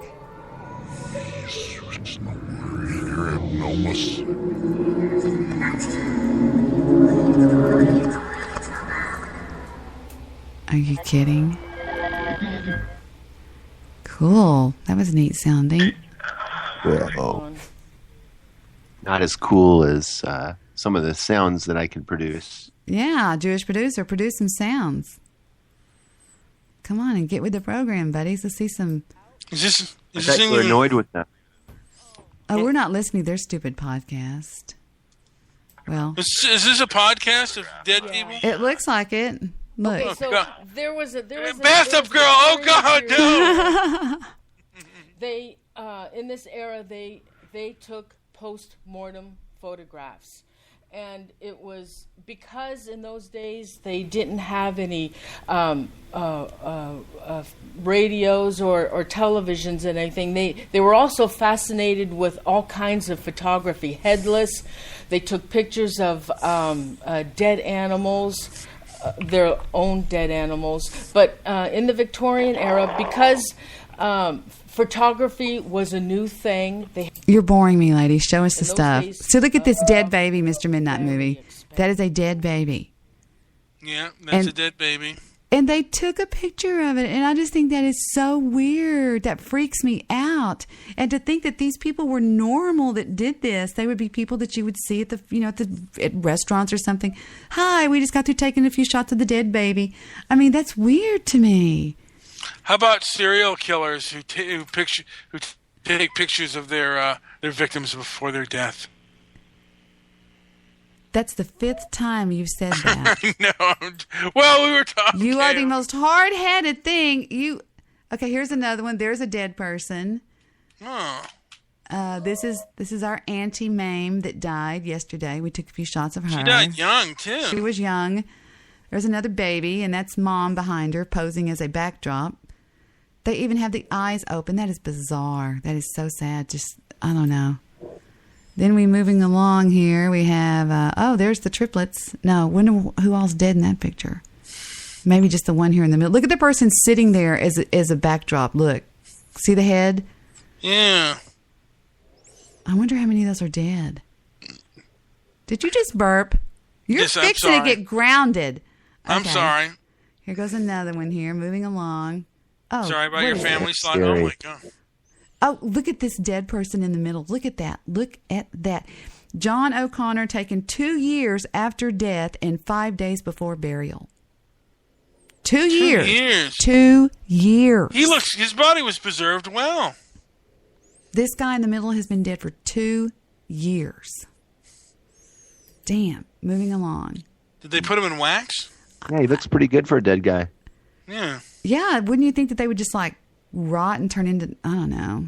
Okay, well, let's move along here to this one.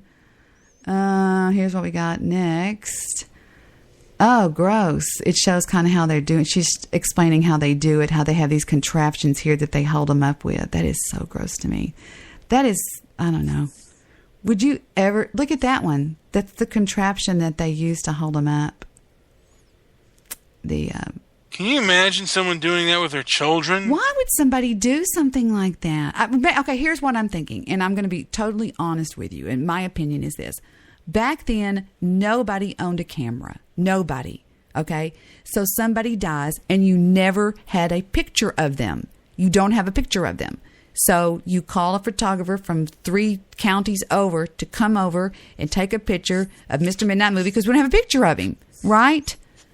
That makes total sense. So they never had a picture of this person before because people never took pictures because nobody had a camera. So they, well, wait, now that he's dead, we're never going to remember what he looks like, so let's take a picture of him. So why not pose him? Can you imagine being a mother? I mean, I couldn't imagine like a mother like posing with a picture with her dead child. Look at that picture right there. Look. We just stopped it at 1956 and there's a little boy. I think it's a girl. That's dead, Mr. Midnight Movie. That's a dead kid. Yeah. But it's kind of sad in a way if you think about it because they didn't have any pictures of them prior to that. Now, I have 9 million pictures, as I'm sure you would if you had children, and so would JP and everybody else listening. But these people didn't have any pictures of this baby. And now that it died, they're wanting to remember this child, but it's very sad that they did that. They had to do it that way. Yeah. All pictures of funerals are just sad, like pictures of, I've seen pictures of like Selena in her casket. Yes, they took pictures of Selena. Mm-hmm. Yeah, I saw that too. That's creepy. Oh, wow, look at this now. You have somebody laying on the floor, and I'm sure that's the dead person. That's what they did. That's exactly right. This little girl died. And so the family all got together, 1, 2, 3, 4, 5, 6, 7, 8, 9, about 12, 14 people in the room that took a picture of her. There's the cat. I mean, that would just, and if I knew this person personally, that would just break me up, man. I don't know if I'd want to do something like that. Can you imagine moving their body around and their bones are creaky and weird and cracking? I don't know. It's weird. It's like strange to me. I don't know. And rigor mortis is set in. That's what I'm saying. Yeah. Here's another one. Look at that. That little. I mean, like a father or a mother having to move their child's rigor mortis body and stuff. Is that a dog? That's like Gunner's face. It is. That's a dog.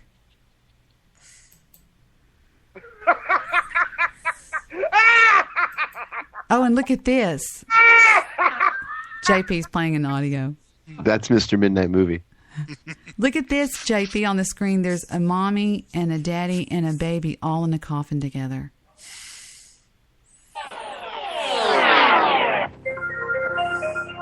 That's sad. Very mysterious. Very weird, very strange. Very weird, mysterious, creepy. Look at this. There's a Union soldier standing there holding his gun, dead as a doornail, and his eyes are open. I guess you could say he's got a really dead stare. JP, what are you playing? This fits your story. Look at Read the on. blush. Look at the blush on his cheeks that they put on his cheeks. That's sad. Play the laugh track. Oh, are you kidding? Look at this. Look at this. 2604 we're in. Look at that. Well, I decided to get Grandpa out today and take him for a walk. Oh, I forgot he's dead, everybody. Grandpa's There's nothing wrong with Grandpa. Leave me alone. My eyeballs have sunken in a little bit. I'm kind of hungry, but put a pot on and we'll have some dinner. I mean, look at this. He never liked my cooking. This is what happens when you piss off Grandma. I can't tell if JP's laughing or if that's a recording. Look at that. He never liked my cooking.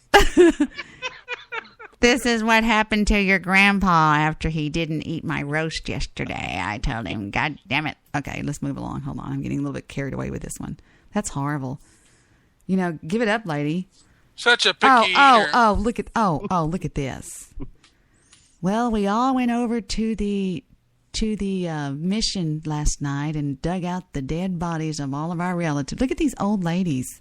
Look at this one. Look at that. The first one. That's nasty. Oh, look at this one right here going, please bury me. I'm so dead. You hold your Aunt Ruby, young lady, and you hold her with pride. Oh my God, that's grotesque. People were sick. These were people that, I don't know, people like us. I mean, really, if you think about it. Here's another one. Is that a dog? No way. Never mind. Can't do that one.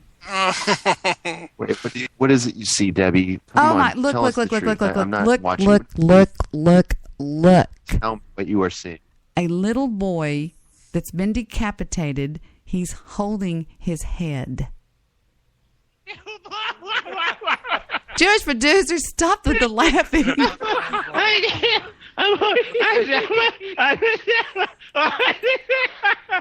That is a great laughter. But look at this picture. Isn't that horrible? Oh, shit. Tommy was playing yesterday and got his head cut off. Do what? That's something that modern people could not imagine. There's a little boy that obviously got decapitated, and he's holding his head. And they took a picture of him. I don't know. This picture doesn't do anything for me. It's too clean.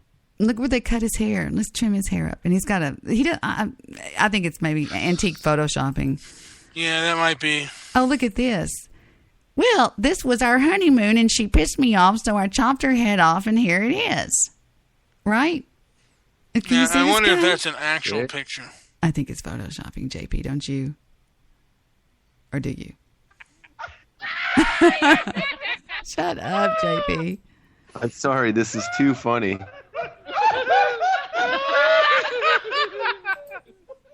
I don't know what these are. Just dead Chinese ladies or something. I don't know. Here comes something else next. And This is the funeral picture, and so is that. Oh, that's disgusting. What is, they call this what, macabre or some, what is it?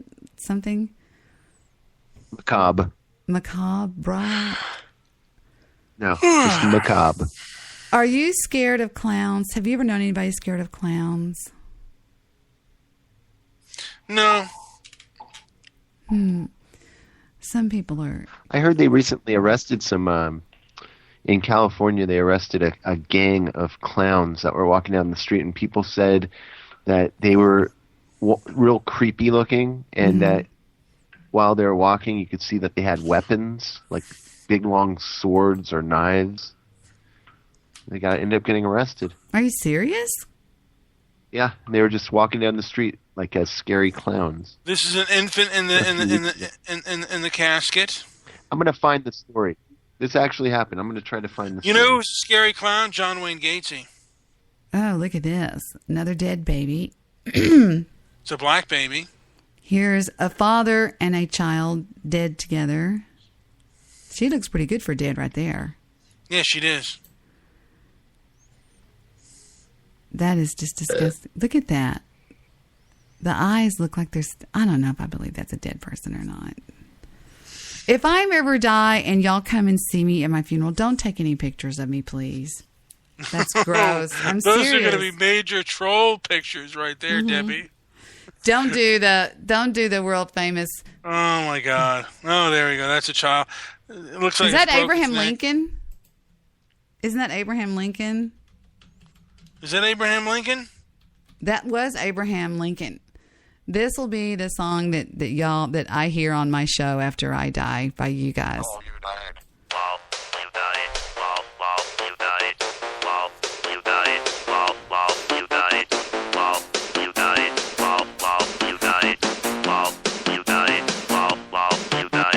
Debbie Daly is dead. Everybody sing Debbie Daly is dead.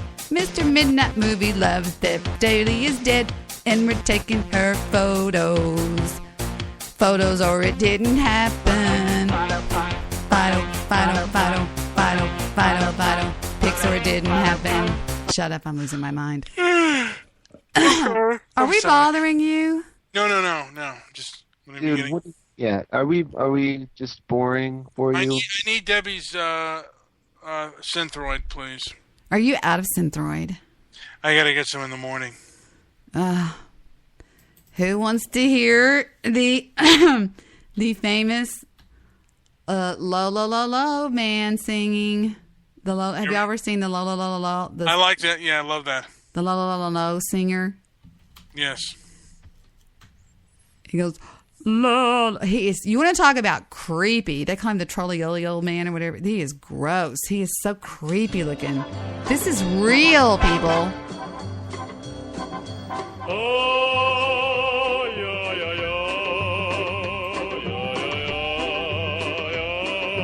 Here he comes.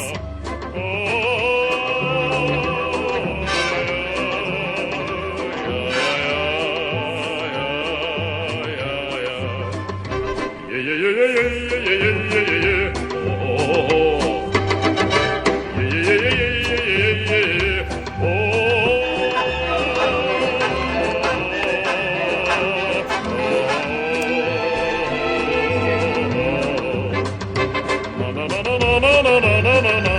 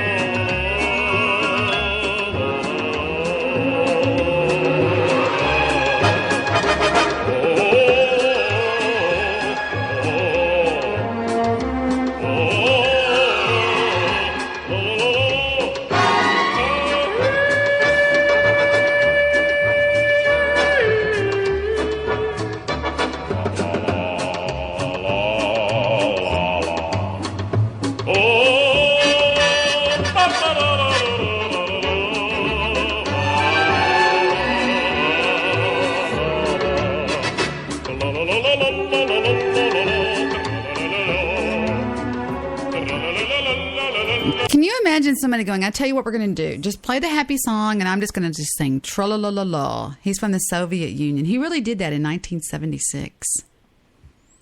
Tra-la-la-la-la. Yeah, it's now the... he's even appeared on Family Guy. Catchy tune. Yeah, it's a snappy, catchy tune. It is. Nice, it is. Yeah, it is. It's a nice tune. You know, I was looking at the Dumbo scene, Baby of Mine. Oh, I can't watch that. Why? Just very sweet, very sad. I don't know what happened, but our website, MrMidnightMovie.com, got 350 hits yesterday. It's a nice day. Just for a random Wednesday. Nice bot. Did you bot it, Jewish producer? I'm joking. No. I posted something this week. I think I posted the what was the video that you guys watched?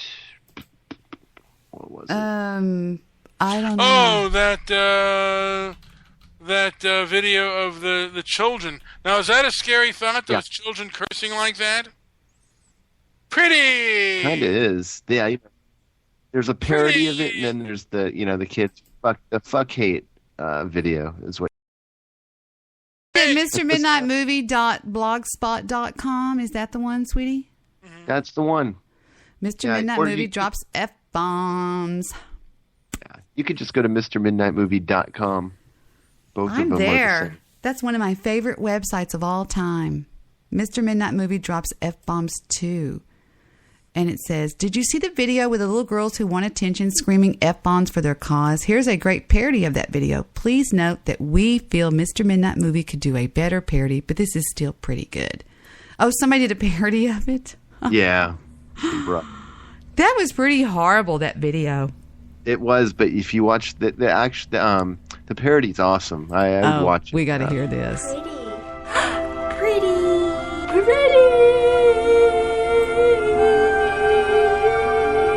Say what? I'm not some pretty freaking helpless princess in distress.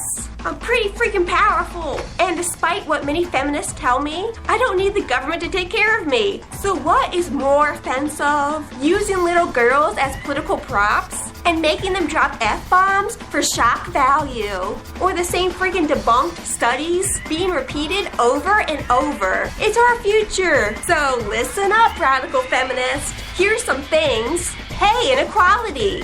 How many times have you heard that women are paid 23% less than men for the exact same freaking work? That's because they usually have more people to take care of than women do. And did you know that's misleading? It's been debunked countless times. So that stat actually doesn't compare men and women in the same field or the same job. Just overall median wages of workers? Hello? And heck nah. Stop spreading fake facts. I know that the gender wage gap largely disappears when researchers compare apples to apples, rape and violence. Findings from one questionable CDC survey: 1 out of every 5 women will be sexually assaulted or raped by a man. But that stat isn't reliable. Why continue to use? I love when people do that stop action videos. They go, that stat is not reliable. That really worked. You know, I've never known, this is probably going to sound really, I've never known anybody to get raped or, have you? Have either one of you? Yes. You have? I actually, it's good. Your girlfriends don't count. I actually have. I'm sorry, go ahead. I paid $100. No, I had a family member that was raped. You, JP, did you? Two family members that were raped. Two family, what was his name? I guess was it Uncle Midnight Movie? You know what? No, they were both family members of mine, and was it Aunt 5 o'clock matinee? It was. Well, I don't want to get into who was raped in my family, but that's still not 1 out of 5. It's but there were two family. Your dog. My dog was a rapist himself. Now, I had a dog as a kid that bit every member of the family. Funny you should bring this up.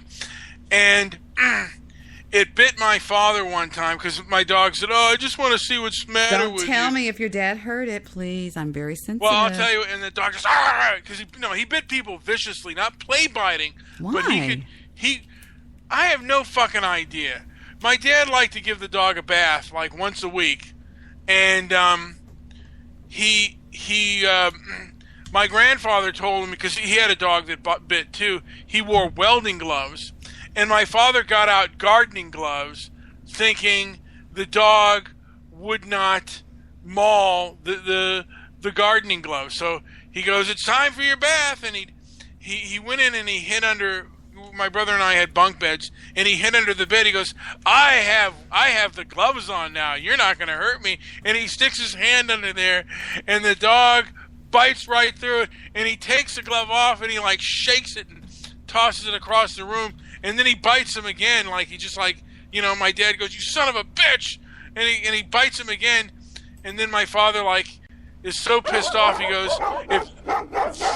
Sorry. He says, "You motherfucker, you fucking mauled me. Get the fuck out of my house." And he threw the dog out into the street. And then we had What to go kind of look for dog was it?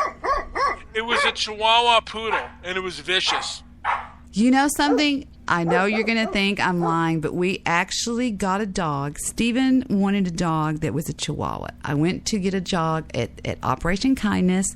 He named him Spike, and he lasted 3 days. He bit me, he bit Stephen, and then he was gone back to Operation Kindness. True story.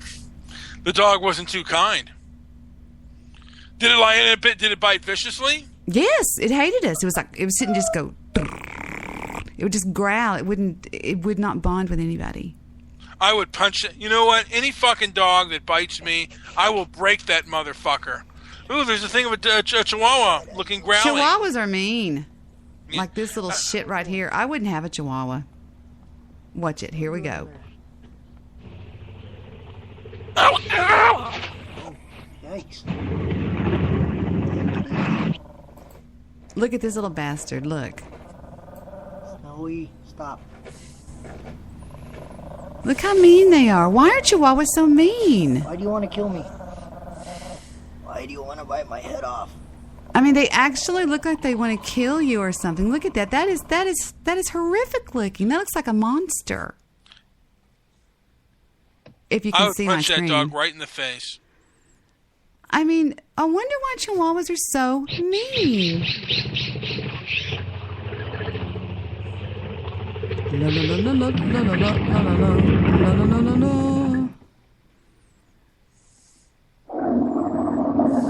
What are you playing, JP? That's a Chihuahua. Here's another evil Chihuahua. Here, look, it says evil Chihuahua.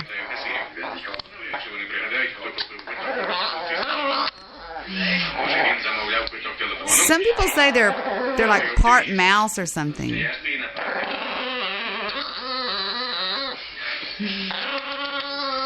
She's gonna bite him. She's gonna bite her. Who would want to have one of those things? I mean, I'm just... Attack of the Chihuahua. Here's another one. Look at this one. Now, Debbie, is it all animals that get hurt, or is it just dogs?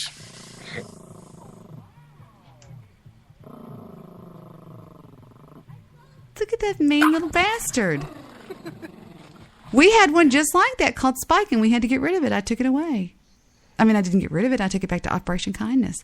Put it to sleep. Oh, I don't understand what makes them like that. It's like... How bad did the bites hurt? It bit Stephen pretty bad. He cried. I remember that. And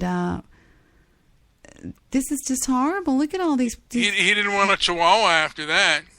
I'll tell you one thing I wouldn't mess with is a Rottweiler. Look at that. Oh, hell to the no. Shit, no. Look at that.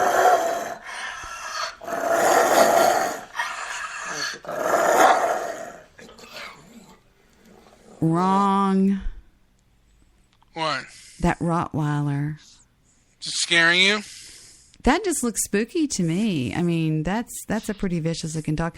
Now, I have heard that the most vicious dog is the German Shepherd, as far as being to be feared as a German Shepherd. Yeah. I heard the dog most likely to bite their owner in a really vicious way is a chow. A chow. Interesting. I haven't heard that. Hey, I was going to ask, Jewish producer, are you still with us? Yeah, I'm here. Have you ever seen Between Two Ferns? Pardon me. Yeah. Don't you love that Zach Galifianakis or whatever? Zach Galifianakis or something like that. But Barack Obama went on Between Two Ferns one night. It was very funny. I showed it to you guys. Remember? Yes. Do you remember that Mr. Midnight movie? Do you remember how funny that was? I remember that. Yes. We're there. Oh yeah. Okay. What else can we do for Halloween? Let's see. I was just thinking of that for some reason. You want to do baby seals being clubbed? Oh my God! Are you? That's just depressing. Nothing scary about that. I'll tell you one thing that does scare me is the sound of this song. I don't know if it scares you guys, but it does scare me sometimes. But just the mere sound of it.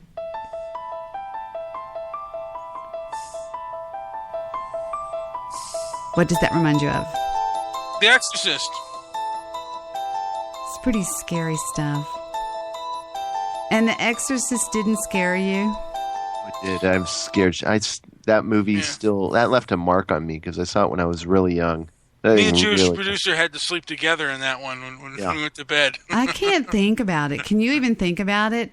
Like we wore our onesies and we jumped in and you know what?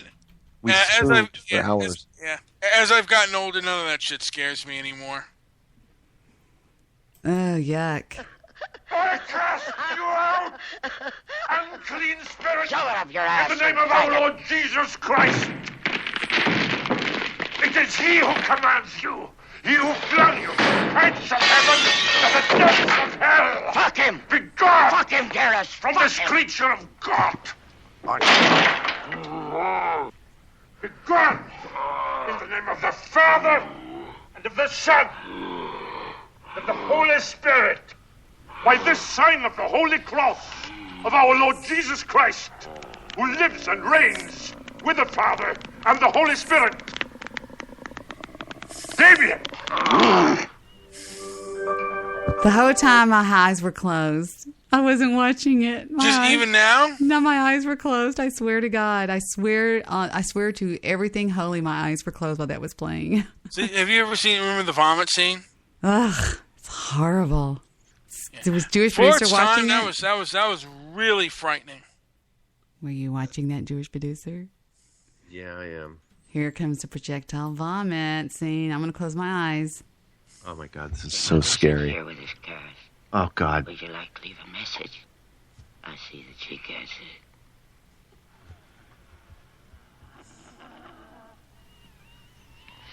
If that's true, then you must know my mother's maiden name. What is it?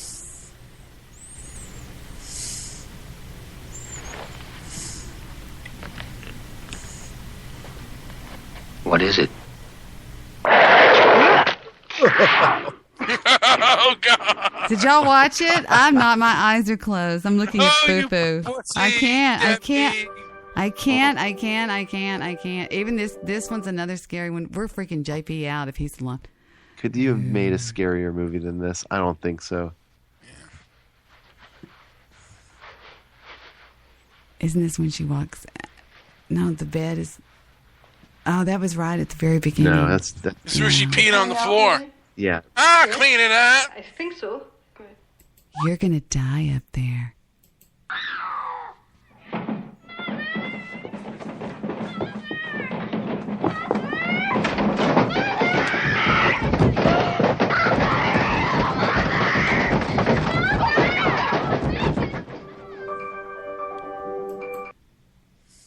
The scariest scene of all was when she levitated off the bed. To me, that was one of the scariest scenes. And when they saw the shadow up in the window, that was pretty scary. It's a tough movie. You can't say that doesn't scare you, Mr. Midnight Movie. It did when I was a kid. And it doesn't bother you at all now. Some of the real shit, the real videos I see bother me a hell of a lot more. Well, they had They had a bunch of things happen on that set, in the production of that, didn't they? Right? One of the people died on it.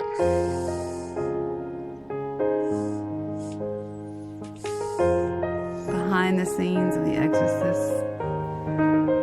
Scary stuff. They really made her look wicked. And supposedly she never really survived. I mean, her career was pretty much over after that, right? Not exactly. No, They said she could never be cast. But there was a lot of... Seriously. She played a lot of troubled teens in movies. Oh, she did? Now, here is the top 10 scariest movies of all time. What have we got here? Let's see. Number 10, The Uninvited. What is this about? Does anybody know? Why can't I remember what happened that night? You lost your mother in the fire. Maybe it's not such a bad thing to forget. Go home. You'll figure it out. Alex! I've never heard of this. I assume you saw Dad's new girlfriend. I'm so glad to have you back. I hope it works out so you can stay. Anna, I'm sorry. I meant to tell you about Rachel. When did she move in? A month ago. She's helping him cope. 3 times a night.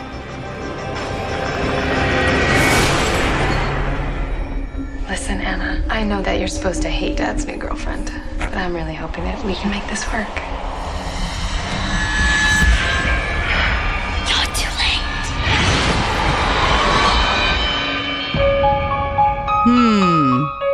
Alex, something happened. Yeah? I had a dream. There were children. I think they were trying to warn us. Your daughter got it in her mind somehow that your fiancé killed the family she worked for. Look at this. We need to find out who Rachel Summers really is. I want you to think about whether or not you are ready to be part of this family. You know what, Anna? I don't think this is going to work out.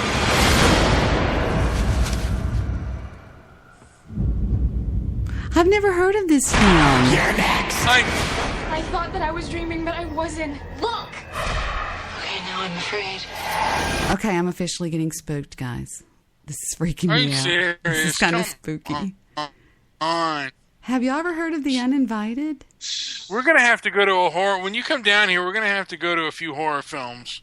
There's no way. I would just keep my head completely buried in one of your shoulders, and I couldn't stand it. I couldn't do it. Mine. Mine. This is horrible. There's always a bathtub. Pretty little Anna. You're not going to ruin this for me.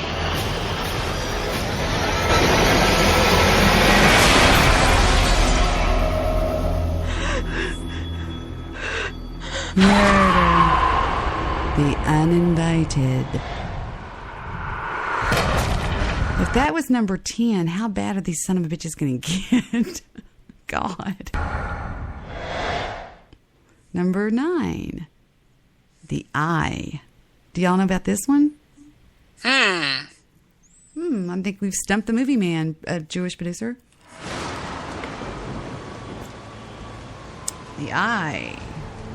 Nervous about tomorrow? Actually, I've never been. There's a blind girl walking around. Yeah, I don't think I saw this one. I've never even heard of this. The operation went flawlessly, but you're probably in for a shock. Why? There's a lot that you hadn't been introduced to visually yet. I'm going to take the bandages off. I'm going to help you open your eyes. Very slowly. Murder.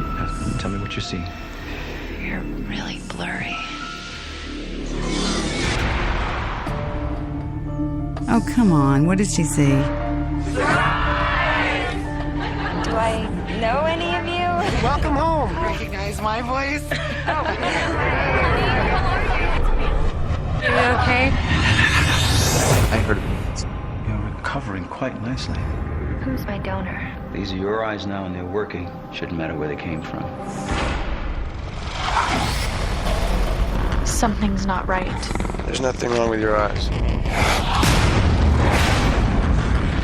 I know you're scared. Don't be. Who's she? It's you, Sydney.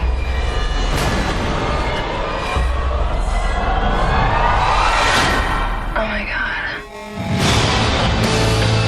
This surgery was supposed to make me normal. I'm seeing things I shouldn't see. You have to believe me. Jessica Alba. I have never heard of this movie. This is so weird. This is not the top 10 scariest movie of all time. This is No like the way. top This is a 10 joke. never heard of movies. I mean, Well, this came out, and these are all from who did this? How many? He has 8 million hits. Who is this man?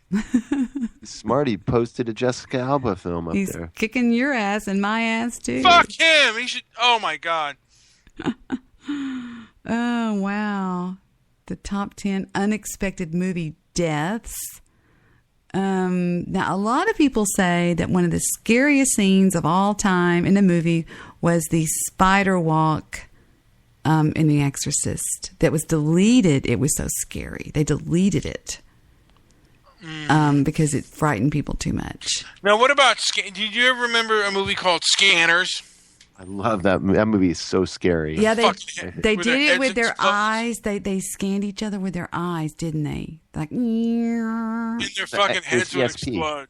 Yeah, it was ESP. They used it. Scanners. I don't think I ever saw that. Was who was in it? Was the guy that was in Footloose in there? No. No. Old- Bacon? Kevin Bacon? No? All no-namers. How about Scanners' heads exploding? Ugh. This is great. I love this They scene. make them blow up? Are you going to watch it, Debbie? Come on. I don't know what to look for. Is it bad? That you will not Yeah, object to just having check it out. disclosed It's cool. something personal, perhaps. All right. Yes, I have something. Do I have to close my eyes? It doesn't matter. Who's going to blow up? Yes, I have something. That's for you to find out. This guy on the left, though, is the scanner. Oh, okay.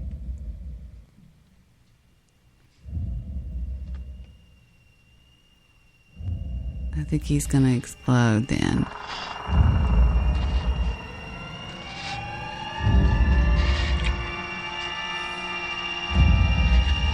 What did they do that? Like give him an aneurysm or something? Or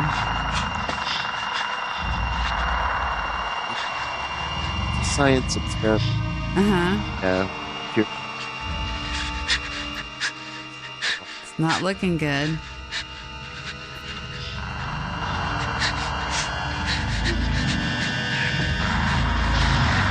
This is weird.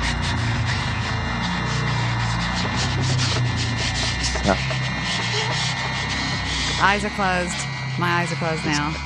I'm not looking. I'm not looking. No, you gotta I'm not looking. Yeah, look, come Not on. looking. I'm not looking. I'm not looking. I'm not looking. It's the part you want to Still not looking.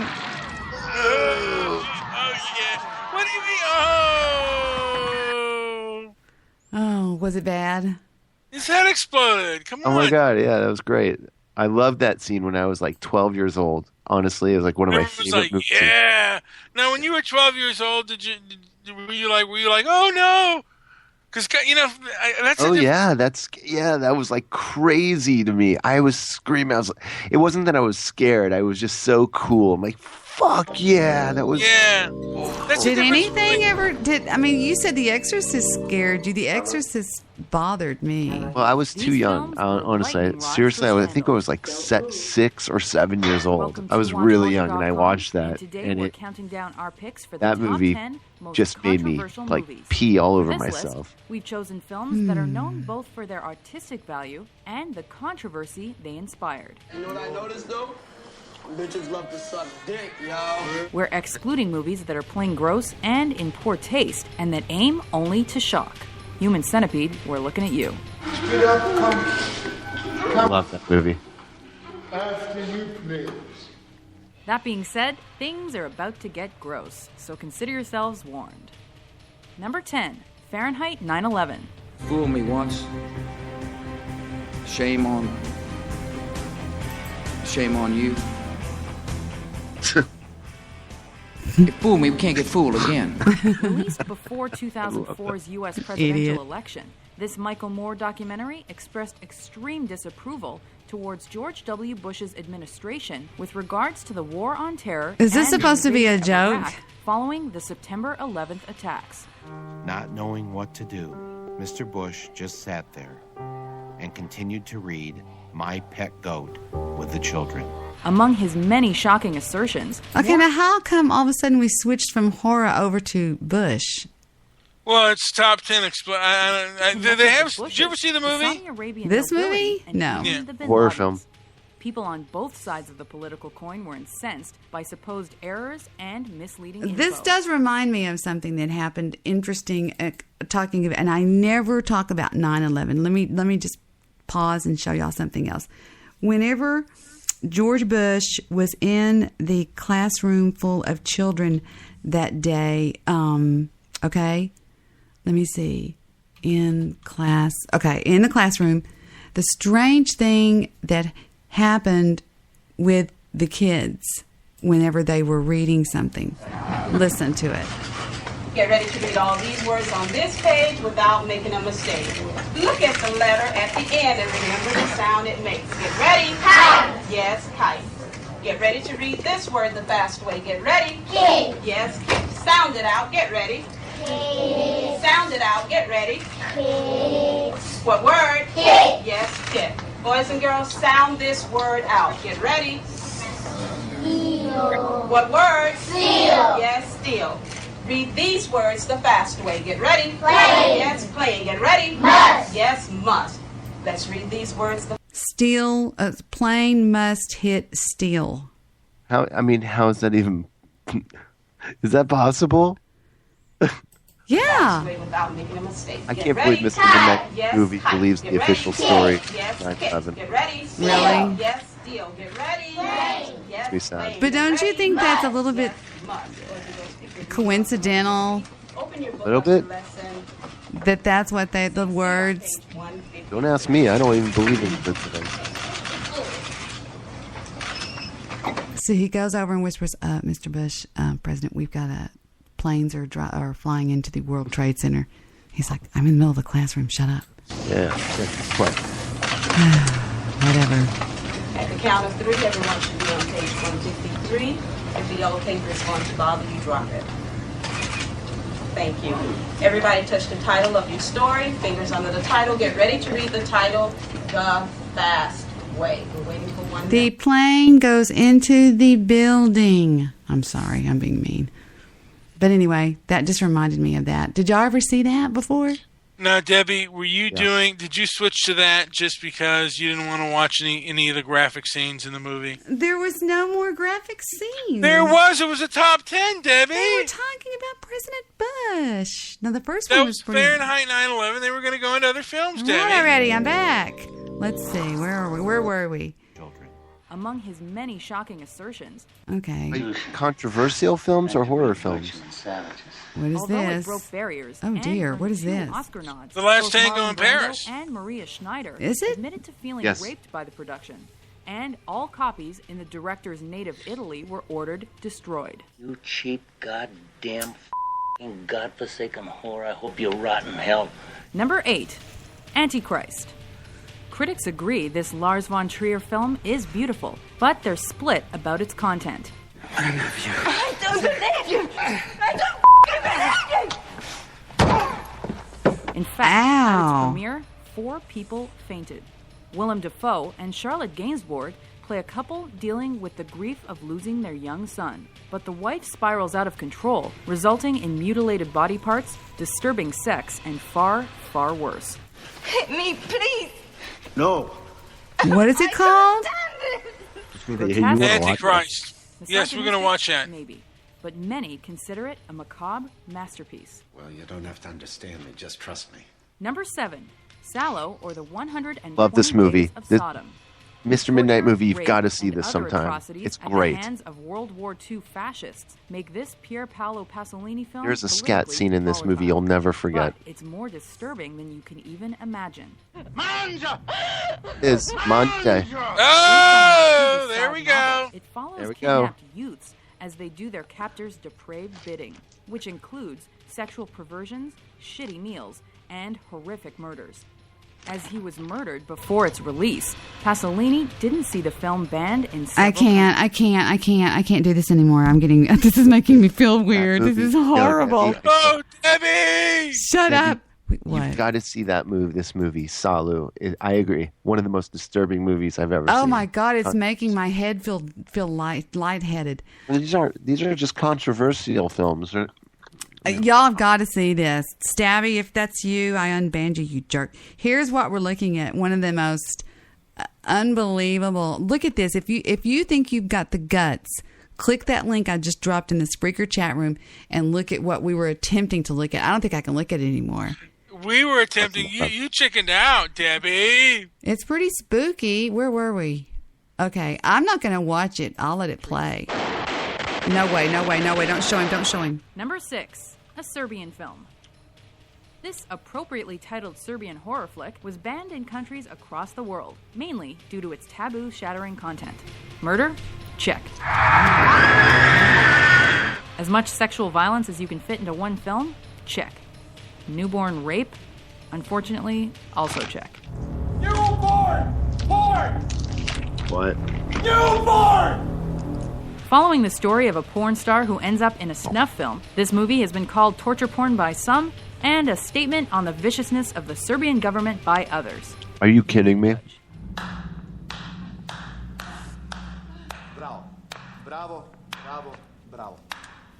Hey, we're gonna see Number that. 5. Cannibal Holocaust. Of course. If you think the worst thing in this movie this is is a great cannibalism, you're sorely mistaken. A documentary group goes missing in the Amazon, and when their footage turns up, questions emerge as to who the real savages are. I wonder who the real cannibals are. With brutal gang rapes, real animal cruelty, and other unimaginable brutality, this film's realism caught the attention of audiences and got the director arrested on obscenity charges and accused of murdering his cast. What? Things like this happen all the time in the jungle. It's survival of the fittest. Number 4. The Birth of a Nation. Propaganda tends towards controversy, and films like Triumph of the Will even more so. The Birth of a Nation is another such film which glamorized the Ku Klux Klan and demonized African Americans. When it was released, audiences rioted, and it was protested by the NAACP for its heroic portrayal of Klansmen and its use of blackface. However, for better or worse, it's considered a landmark in American cinema. Okay, now wait a minute. What? I've never heard of this. What is it? Birth of a Nation? 1915? You never heard of The Birth of a Nation where the Klan wrote... No. It was based on the book The Klansman, D.W. Griffith? No, never. Ah, yeah, it's... All right. Number 3. The Passion of the Christ. Religion is taboo, and films about religion are heavily scrutinized. Though Mel Gibson's was not the first Christ-based film to incite controversy, the firestorm he started was one of biblical proportions. Recounting the last 12 hours in the life of Jesus, Gibson's film is brutal, visceral, and gory, featuring a 10-minute-long flogging scene among other acts of violence. Even worse, many claim it's biblically inaccurate and anti-Semitic. Number 2, The Exorcist. Make it stop! It's burning! This flick about a young girl possessed by the devil was so disturbing, theaters provided barf bags. We've all seen the head spinning, spider walking, and projectile vomiting. But it's the fact that such obscene language and acts are coming from a child that makes it so unsettling. Even worse, the religious implications and suggestions of subliminal messaging earned The Exorcist its reputation as the scariest movie ever. The power of Christ compels you! Number 1, A Clockwork Orange. Along with movies like Straw Dogs and Bonnie and Clyde, this X-rated Stanley Kubrick flick is credited with making extreme on-screen violence more... Have y'all ever seen this one? Oh, yeah. What's it called many again? times. A Clockwork Orange? What? Debbie, you No. never saw this? Swear to This is God. this is a world classic film. Yeah. No, you've never heard of it either? I've heard the words Clockwork Orange, but I didn't know what it was, I guess. I mean, you don't know how protected a life I've lived, obviously. You know, Sheltered. Sheltered. Man, is what I I'm thought saying. you were one of the cool chicks. I am a cool chick, but I've just been sheltered. I went from the shelter of my father straight to the shelter of Vic, I guess. I've just... Like, it's like, because, okay, at 13 years old, me and you were going to the movies. And I would go see this with you, I'm so sure. Look at that. The chronicle of a remorseless group of ne'er-do-wells that commits unspeakable acts for shits and giggles includes several graphic and protracted rape scenes. Mr. Solution among calls its Mr. many Midnight Movie a ne'er-do-well. Yes. Aww. Kubrick was so sickened by the blowback and copycat crimes, he withdrew the film from distribution in Britain indefinitely. Do you agree with our list? Which movies did you think were most controversial? For more entertaining top 10s, be sure to subscribe to Watch Mojo. What do you think was the worst one? I think the one that was really bothering me was... I don't remember. It was somewhere... It was really bad, though. It was really... I wonder why Yes. they Misogynistic. they always mix sex with murder, you know? It's like you have to have a bad... You know what I mean? A sex scene and then a murder or something. I don't know what I'm trying to say here. You know what I mean? Yeah. What are you eating? My favorite late night snack. It's classic original potato chips. You know what? That's what, I wish movie theaters would do potato chips instead of popcorn. I agree. I hate popcorn. Not Until I even start really eating. hot? Then once popcorn's weird food. Like I never crave it, but once I start eating it, I'll You eat love like it. Yes. thousands of it. Yeah. And what if it's real hot with melted butter on it? I like it with like those salty, those flavored salts, like cheddar Oh, cheese. yeah, absolutely. So Debbie, what do you like better, popcorn or potato chips? Popcorn. Absolutely. What? But you know what I really love is Lay's potato chips or the Ruffles with Cheese Whiz. How about French fries, popcorn, or you don't like popcorn or potato chips, JP? No, I do. I like popcorn. If it's really hot, I like it. So you don't like really crispy French fries? Oh, I do. I love French fries. My favorite thing is French fries with ranch dressing, if it's a nice ranch dressing. And the French fries are extra crispy? Mm-hmm. I'm hungry. Oh, fuck. Here we go again. Talking about salty foods, it's all over. I know. Now I'm hungry for something to eat. That's the next big scam in America. Yeah. Everything was sugar. Now everyone's got everything has salt in it. Do you like tell fish? you. Do either one of you like fish and chips? I had that for lunch today. It's good. I like it. I had Long John Silver's. Sure did. The porn star named Long John I know. Silver. Long Dong Silver or something like that. Long Don Silver Shivers. What's wrong, Fufu? What's wrong, Fu? What's the matter? What's the matter, Bubba? Huh? What's the matter, baby? I have this huge basset hound that hangs out with me. What's wrong, Fu? Do you ever go, get out of here? No. Now, does it ever get mean and bite? No. Fufu's an angel. She's just a big old basset hound. She just loves to be petted. She does. She is you want to sit up here by Mommy? You want to sit up here on the bench with Mommy? Come on. Come on up here and sit with me. She's lonesome. Come on, baby. Come on. Come on, Fufu. Come on. Jump. Good girl. Come on. There you go. Now she's in my lap. Have you ever had dogs that fought each other? No, not at all. Our dogs all love each other. You like Gunner, Fufu? You're hungry. She looks hungry. Are you hungry? You want to go get a snack in a minute? You know what the neatest thing in the world is Victor goes by his sister's house on his way home from his office, and she's been having these amazing parties. She has them all the time. She lives in an $11.2 million mansion. She has these parties for Hillary Clinton and people like that. And she sends Victor home all of this leftover food from these parties. And it's some of the most amazing stuff, like what he got today from a party that she had last night was just amazing.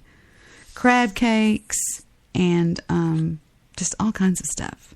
I have the biggest craving for Chinese food. Do you really? Yes. By the way, always get Chinese food to go. You get more and you get better food when you order it to go rather than eating in. Do you find that to be true, Mr. Midnight Movie? You do. You get a lot. Right, Debbie? I've never thought of that. You do. Think about it. You get that great big box full of rice. Yeah, you definitely get more when you order out at Chinese restaurants. Especially the main dishes. You really notice it. The rice I love the Chinese food restaurants. Like if I'm with a group of people, I love the Chinese food restaurants that have the spinning tables. What? I'm going to go see if is anybody chatting in my chat room? Boo-boo, wait. Oh, be careful. Is anybody chatting in my chat room on Spreaker? Take a look. Oh, shit. Whoa, be careful. Let's see. If so, I was going to say what they were saying on the air because I like to do that and involve my chat room if there's anybody over there chatting. Moxie said she likes salty in my mouth. I like salty in my mouth. Come over, baby. Oh, that's not Moxie. Jewish producer. Let's see. Are they being just tacky? Welcome back, Stabby McThug. It is disturbing that you would even say that. That's not Moxie. Is that Moxie? Might be. I don't know. Foo-foo. Hold on, Bubba. I just turned my fan on because Foo-foo's hot. Okay, let's see what we've got going on in the chat room here, in the chat room. Let's see. Starting with Jed is running my show. Grandma, who let the fat man on the radio? Let's see. And then we've got Apocalypse. Grandpa Al Kreska said Happy Halloween. Apocalypse hangs out for a while and says Midnight Liar. Hey, Grandma's what's cracking? You know, something is weird because I have been talking to a couple of people off, not offline, but on Skype and stuff, and they're saying that Spreaker is really dead. It is. How many zits do you think Stabby has? He's looking, at his picture, he looks really Jewish. He really does. Or maybe even Armenian. That's not really Stabby. I've seen Stabby on webcam before. Is that really Stabby? Look here. Thanks for unbanning my boyfriend Stabby. He is cute when he is mad. We wrestle our beards against each other to make up. Featherwood piece of ass. Is Stabby on a short leash with you? No, he made me mad. Let me see if that's Stabby. Yeah, that's Stabby. You know what? He really looks like Osama bin Laden in the younger years. Let me take a look, blow it up, and see if I can make it any bigger and see if that's Stabathan. He looks so Arab. That's definitely Stabby. Doesn't he look Arab? Yeah, his name should be Serge. Maybe he is. Maybe he's. His name should be Omar. Barco. Oh, y'all are being goofy in the chat room tonight, I can tell. These looks like a bunch of sock accounts hanging out. One of these Jews must be...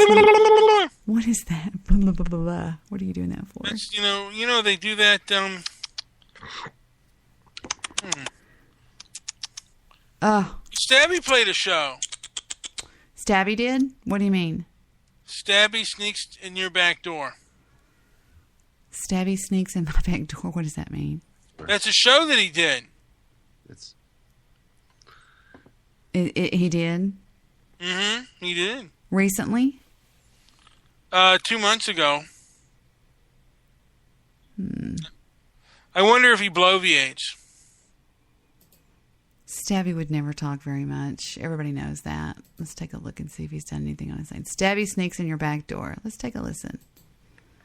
See if this is really... The fields are daisiest, and the cows are craziest. The help's the laziest, the boys are the wittiest, the girls are the prettiest.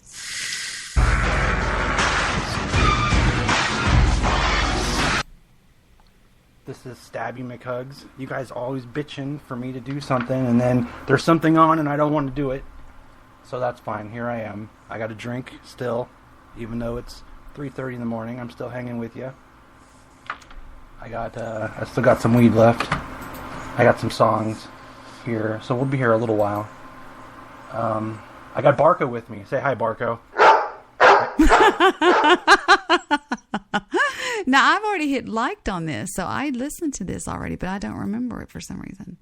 Debbie, now let's be honest. Thanks, Stabby is your husband, Victor. That sounds just like Victor. You know, a lot of people don't know that, Mr. Midnight Movie. Shh, okay, I'm sorry. We want to play here first. We'll do something easy going on here. Something from the vault. So here we go. Fatboy Slim. Right about now, the Funk Soul Brother. Check it out now. The Funk Soul Brother. Right about now, the Funk Soul Brother. My song. Check it out now. Announcement? Oh. Okay. We'll put you on here. All right, we got a special announcement from our Chamber of Commerce here. So let's check that out. All right.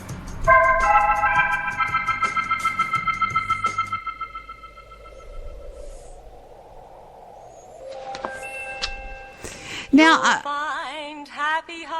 I was going to tell y'all something. Do y'all like The Tonight Show with, what's his face? The former Don't guy. watch it.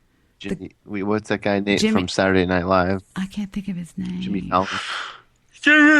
Jimmy Fallon. Fallon.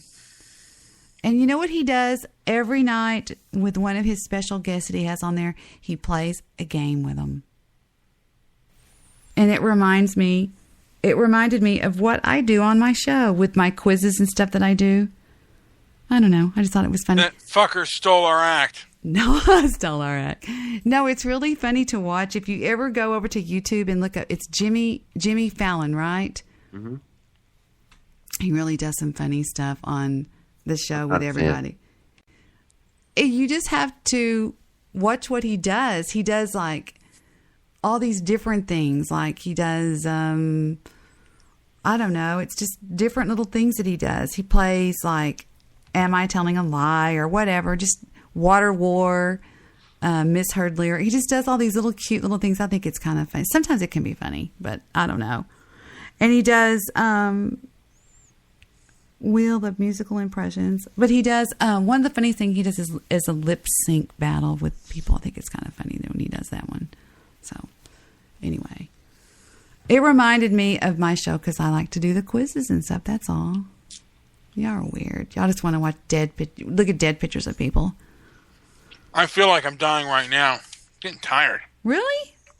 Yeah. Are you really not? Are you really out of your thyroid medication? Yes.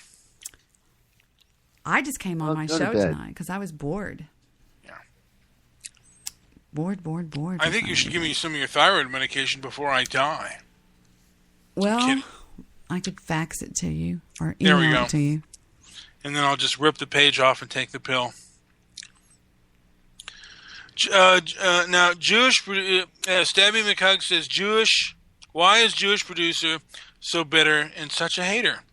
Oh my God, I'm not bitter and I'm not a hater. Oh, come on. Why are you a bitter hater? You know me, and that is two things I am not. And then more evidence that this guy's an idiot. And then Stabby says, Mr. Midnight Movie is Bon Jovi.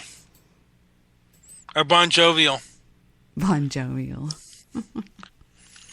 What are we going to do about Mr. Midnight Movie's gum chewing? I think we have a serious problem with it. You got to play the laughter, guys, when I do coming. When I'm doing the chewing the gum. I'm so tired. I'm just out of it. When I'm doing coming. When I'm coming in the face. You're mumbling. My face. I'm directing the scene here.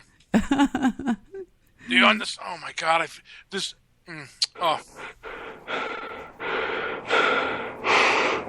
What is that, JP? I caught a clip of Mr. Midnight Movie breathing. I actually have a clip of Mr. Midnight Movie. If you want to see the MP3s I have on this computer, not even considering the ones that I have deleted. I mean, it is scary. when you look at these things. I mean, it is just scary. It's amazing. I love this one right here called Rush Nonsense. Listen. One angry Jew. I love this fucking guy. I love the fact that he doesn't take himself into the whole thing, and when it does come down to it, he doesn't, and he'll listen, and he'll be part of it. And so, if you ask someone who was part of it and enjoyed it, and I'm so into it. I think it's without a question, yes. And that was not spliced. Are y'all still there? You have That's My Way, Bitch, Do It Your Fucking Way. Yes, I do. I have that on the computer over there, but I do have it. I absolutely have every one of those clips. That is my favorite drop. Perry Steele. I mean, look how little this little thing is up here. Look how far it goes. Look, and this is all just MP3s and just whatever. Just bullshit. You know what I mean? It's mostly old shows or... I mean, it's crazy how much is on here. Can you believe the shows and the MP3s that are on here? It goes on forever. So anyway, the News Guy show. News Guy? Yeah. Speaking of scary. Bowed out. Yeah, speaking of scary, actually, yeah. Guys, it's going to rain tomorrow. Rained a little bit here today. That's what she said. That doesn't... Who are you? Are you the boss of me? You're a troll. Oh, that's that song that he did. That's really bad. Did you ever hear him do this song called "You're a Troll"? Oh, it's. I've heard Debbie Day, and I've heard Katie D's thing on bullying, and it changed my life. Oh, live your dreams. That is such a. We should call that the "Live Your Dream" speech. Like I had a dream speech. Welcome to the Rush Hour. He's got reverb on his voice. God. Different today, actually. Wanted to your dreams. Play something I just recorded, and I was like, all right, how complicated could it be to throw a rap down? You know, it just seems so fucking easy. And I always said that, you know, being a drummer and being a vocalist in rock bands for the last 25, 30 years. Hi, I'm Katie from the So I always said, you know, it's pretty simplistic. Katie. Rap always seems real. It's just called You're a Troll. And it's about the internet, about what people do, docs. So, shit, now I gotta play it, so... Hi, I'm Katie from the page. Hi, Katie. So I gotta get it queued up. Alright, well, I cannot play it just yet. It's me. I know I'm missing, like, one stupid thing. Thing you know. Wait. Here it is. It's called You're Here a we Troll. go. Took me, like I said, a couple hours to put together, but it's just live fun. on the There's a show. lot of into it that You're a makes no sense, troll. but, enjoy. Really? That's all you got? Let's just do this. You're a troll. You're a troll. You're the only thing you know. You're a troll. You're a troll. How'd your life become so low? I don't know what you want from me, but let me tell you one thing you can't see. Every day you walk out the door, looking for someone to score. You got no one in your life. You must be so dead inside. Shit, so dead inside. Don't blame me. Are you so dead inside? Don't blame society. Must be so dead inside. Get it real. This was you. Must be so dead inside. Now what you say? Tell me what you think. Tell me what's real. I am the fanatic. To be honest with you, I really don't have a lot of time to do very much. My parents aren't home a lot. They don't really care about me. I just want a computer, and well, it's just a computer. I mean, look at it here. So I dox some people, and I know where they live. It's really cool. I have a lot of friends out here. He caught a lot of flack for that song. And Goose made a parody of it. Somewhere he did a parody. I forgot what it was called. There's so much on here, I would never find it. I don't remember. It was just really funny. He did, gosh, what was it called? It was something like Goose Oggs. I don't remember. Damn it. It was so funny. He did his own little thing of it. It was pretty funny. I don't know what it's called, though. Oh, well. So much on here. Can you believe how much stuff is on my computer? Not that's my way, bitch. Do it your fucking way. Yeah, it's on my other computer, definitely. Oh. Because I heard it just the other day. You did? And you didn't transfer it over?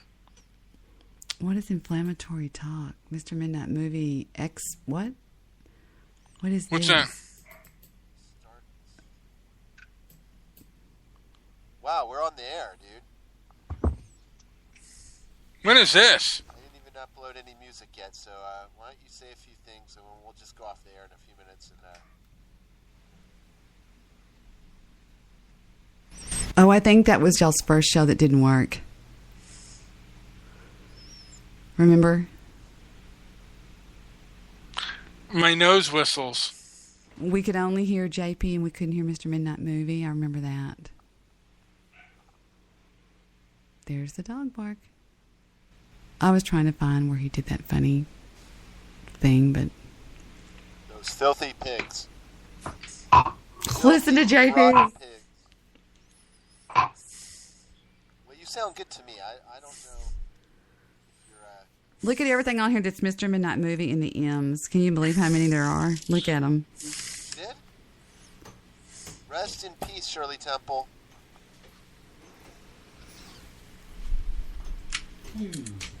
We have this one. I watch skate porn all the time. I'm going to gurgle semen right now.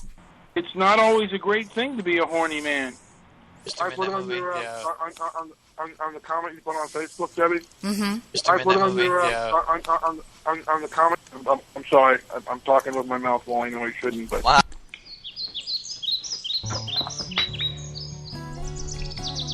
Yes, I just want to say that Stoic Calm wins, and I'm treating Mr. Midnight Movie, release the monkey. He's the most inflammatory person on the internet.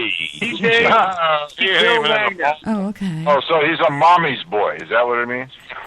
Okay, Victor wants me to tell y'all a real scary story that really, really happened, okay?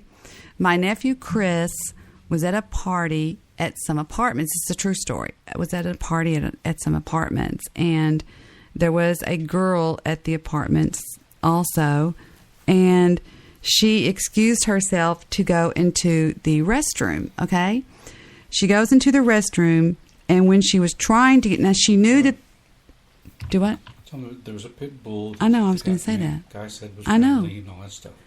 There was a pit bull that lived at the apartment with the guy, and she'd seen the dog, and they were just saying, stay away from it. It's not all that friendly.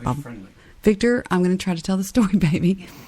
So she excuses herself to go into the restroom. Shut the hell up, Victor. In the apartments. She goes into the restroom. Right as she turns around to close the door, she notices that the pit bull has walked into the restroom with her and attacks her, and she falls. What? She went to pet the pit bull by the ears just like that. Pet it? Yeah, she went in the restroom. This guy. The bull was friendly, supposedly. Everybody knew this dog. Uh-huh. But she went to pet it around the ears, and something pissed him off, and that's when the door closed. Anyway, so the pit bull ends up mangling. Well, tell her why, because... Honey, do you want just tell the story? Because I'm not going to do that here. Okay. It's ridiculous. When she goes in the bathroom... I hope Debbie rage quits. When she goes into the bathroom, she plays with his ears, you scratch a dog behind his ears, and then for some reason the dog went nuts and started attacking her. Well, when that happened, she was in the bathroom and the door was closed. I'm sorry. Okay.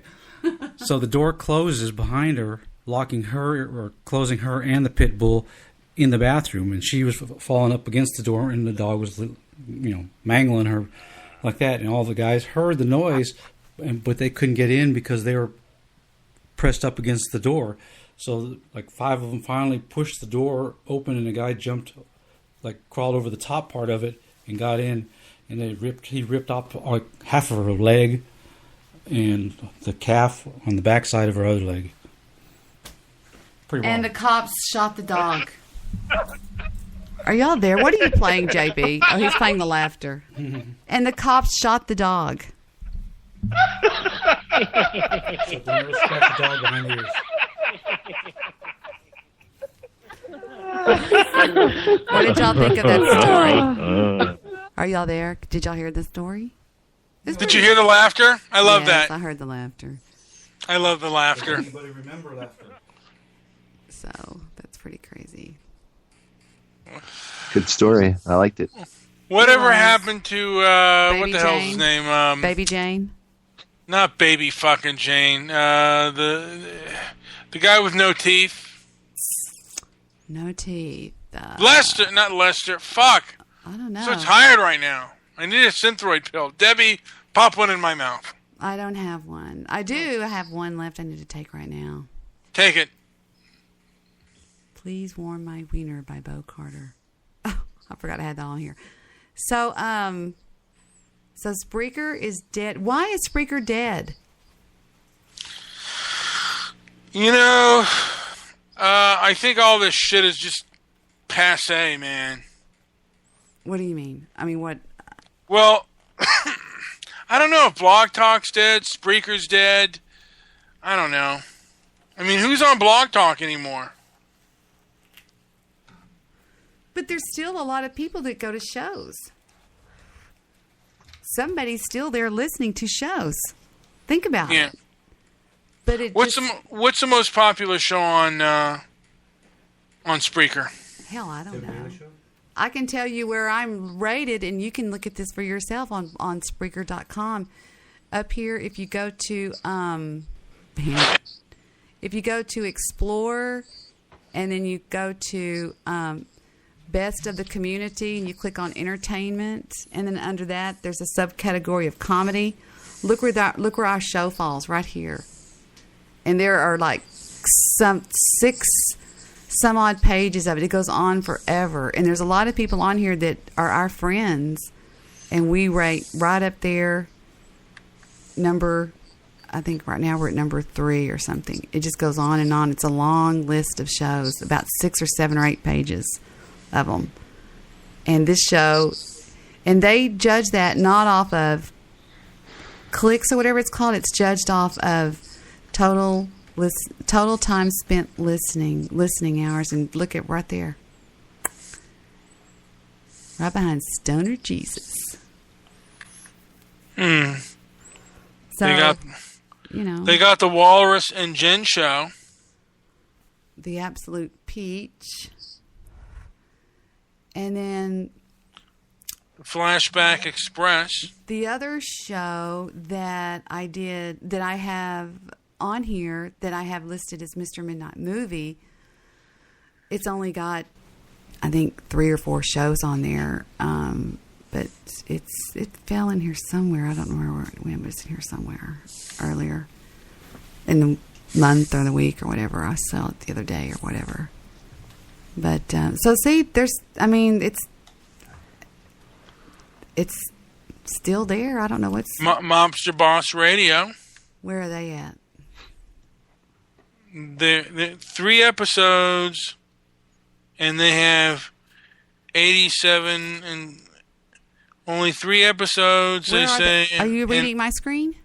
Yeah, and they have. I'm not looking at your screen. They have 87,000 87,677. You can do it. Come on. What? They don't even do their show anymore. Do they? They don't, right? I mean, but they pay to be on that number 1 right there, is what I've been told. Slam Radio, 60 episodes, 98,956 plays. You can't go by plays. What they go by is listening hours. Because people can click and click and click and click and click and click and click and add their play count up. So that's not the way they do it, is what I've been told straight from Spreaker.com. Because I said, people always say... Hi, I'm Katie from the page. We know, Katie. They'll say, oh, well, so-and-so fakes their numbers or something. Well, okay, that's fine. You can accuse people of faking their numbers, but you cannot fake listening hours. And that's where the real rubber meets the road right there. And that's so why. This little parent stayed has 2,800,066 plays. Oh, that okay. So they don't count plays. No, but that's still a lot. Now they're not counting plays. Because look at this. Number 1 in comedy is The Absolute Peach, and they have 631 plays. So see, that's not what they're listening for. They're looking at the hours that are spent listening. You see what I'm saying? Mm. And there's a difference. It's all in your ratings or settings or whatever they call that. Now they have the Monday movie show. Mm-hmm. Monday Night Carlo movie show. I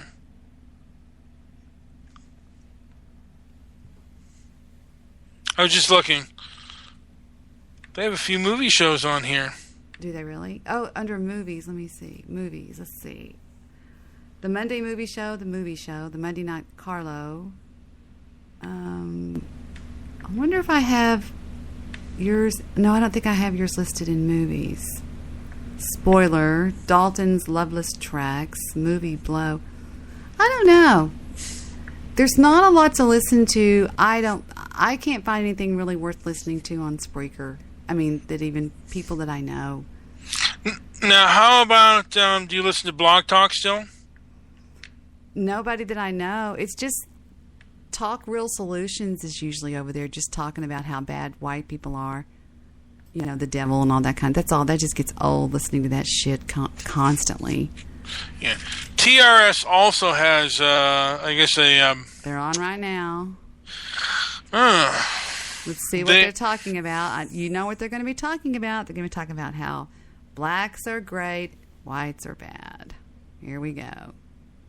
Thank God I'm not logged in. Blog Talk they would be Radio. kicking me out. And the chat room is probably on fire here with 40 people. It's the same people every night in there. Roll Tide. You want this to be about good people and bad people when it's about the options you have and how tough your conditions are. There's a few things that happened. One, you had home ownership or a sort of home ownership. And Granny Ganja's in there. Whether it was a shack, whether it was a hut, like I like her. She's great. She's funny. You know, this still was. I don't know about you, just because. And black people fought for those rights to get into the welfare system. Essentially, they, you know, adapted the same type of quality welfare that the whites were getting.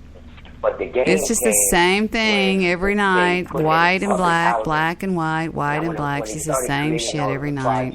And, you know, public housing. Some places like Virginia call them. The same shit every night. How blacks are held down and oh, it's so sad and they're so mistreated and it's ridiculous. Sarge 60, this guy right here kind of attacked them on their show, on his show. So I wonder, does Sarge 60, does he have a show? Yeah, he sure does. Now, is this, I'd like to listen to Sarge's show. Yeah, he talks crap about, I have an echo. He talks crap about these people, too. He's not. I wonder if, who do you think can get Sarge on their show first, me or you? Wait. This is not, I have an echo, guys. Oh. Am I standing too close to the mic? I don't know. I have an echo. Wait, there, it's gone. This is not the Sarge I'm thinking of. This is the Sarge that we know, the older guy that's kind of erratic. He's a black man. That's who. There's a new Sarge on there. But anyway, I don't know his name. But I mean, never mind. I'm thinking of somebody. There's a new Sarge that goes on the air and talks trash about TRS. I'm just saying. So there you go. Sorry. Excuse me, I get the hiccups. TRS, they're scary. They're very angry. Low-income housing going near your home is scary. Turning it into a ghetto. That's scary. The push out demand came into play. So They usually have horrible audio. Everybody talks all over everybody. A house that wasn't a public-owned facility, you were able to still have the man in the house because the government had no jurisdiction over that. Blah, blah, blah, blah, blah, blah, blah. That's all right there.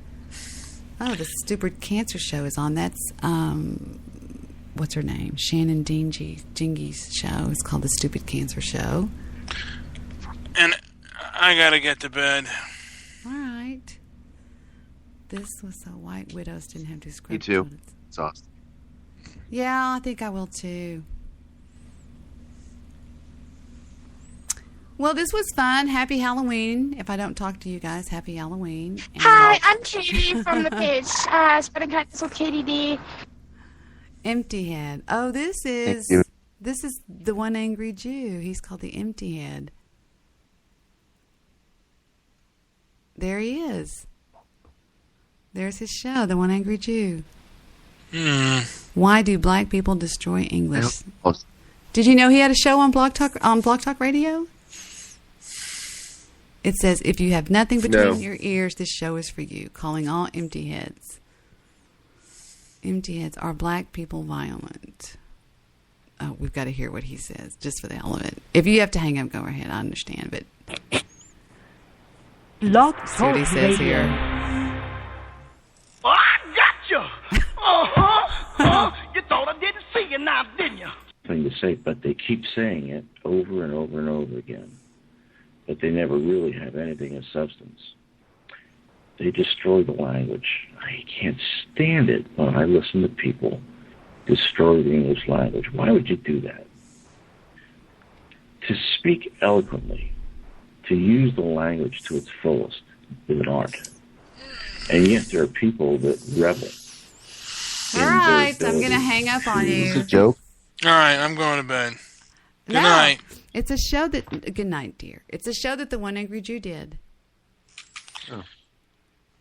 Good night. Well, thank you, Debbie. I'm going to bed as well. All right. Good night, boys. Love you both. Good night. Good night. Kisses. And there they go. My two compadres. I left a message on One Angry Juice that says, BTR never 404s people with dark skin. They can do pretty much anything that they please and nothing happens to them. It sounds like a little of white guilt. Being the idiot that I am, I stay in my own village where we don't cut cards factually.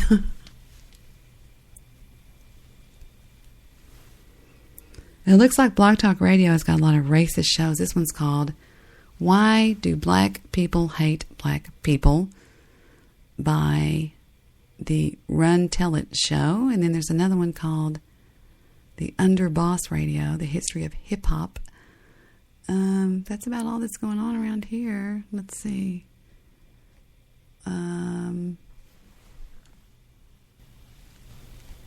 There's me, mine, and then there's, what's his face? And somebody else, somebody called Dak, somebody called Cranky Crone, somebody called Faceless Wonder, V Cubed. He used to put on a pretty good show. I was on his show one time. V Cubed had me on his show. And I wonder if this is actually me. Yes, that's my show. I found out the other day through an email that my show on iHeartRadio called What's Cooking with Debbie Daly is pulling in phenomenal numbers. I couldn't believe it. One little show I did has 1,794 listens. I was like, wow, maybe I should do some more of those. For some reason, people are listening to it. So, anyway, I guess that's it. That's all I have to talk about. I was just so bored tonight. There's really nothing going on anywhere. Nothing. Bored. Stiff. So, anyway,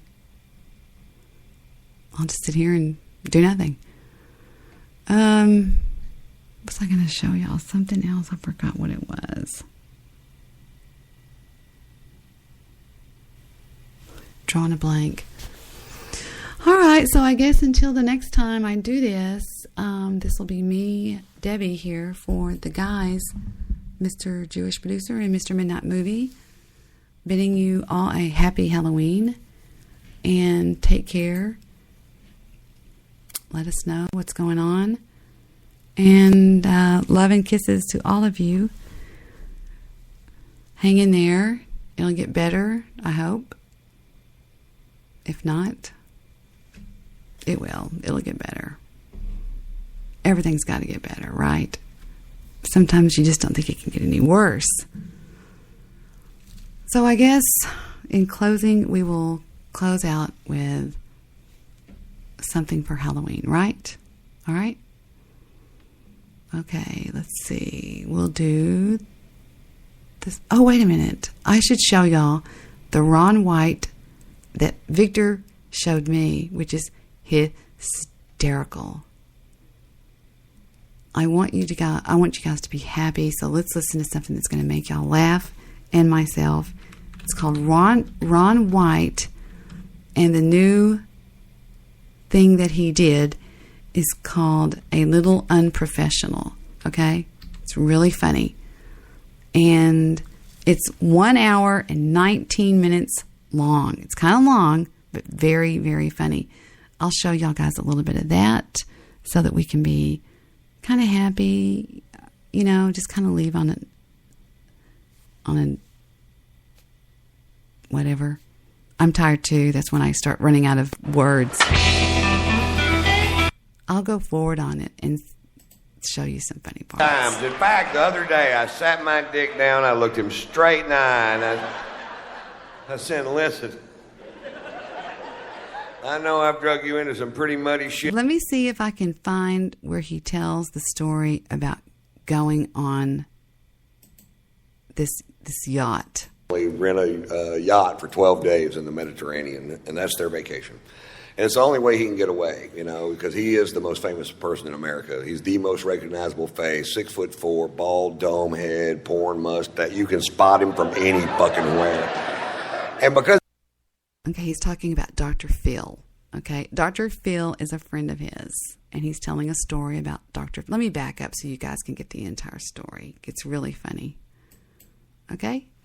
In this big business world, and I can bounce all these things that I have going on off a dock, and it's 35 lawyers. And that's a big deal for me. And I'm a really good friends with his son, Jay McGraw. But anyway, the other day I was talking to my son about self-esteem, and a few days later I was playing golf with Doc, and I said, Doc, if you were going to tell somebody one thing to do to make themselves feel better about who they are, what would it be? And he said, finish the things you start. And I said, well, that's brilliant. And I went home, and there was a half a bottle of scotch sitting on the counter.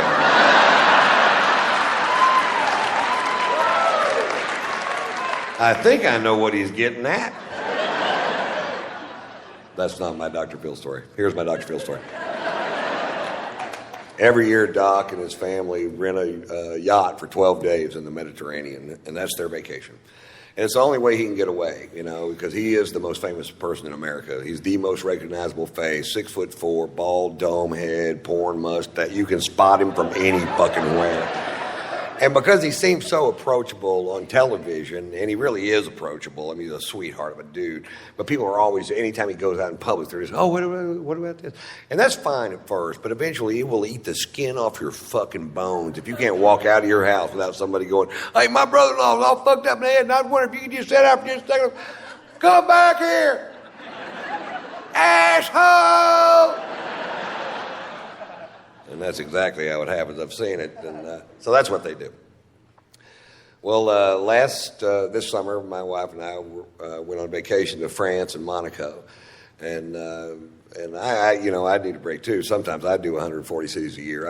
I do more dates than any other comic, more cities than any other comic working the day because I just love fucking doing it. And 20 minutes from now, nobody's going to give a fuck about what I have to say. So, while they do, I believe I'll do a lot of shows. Hey.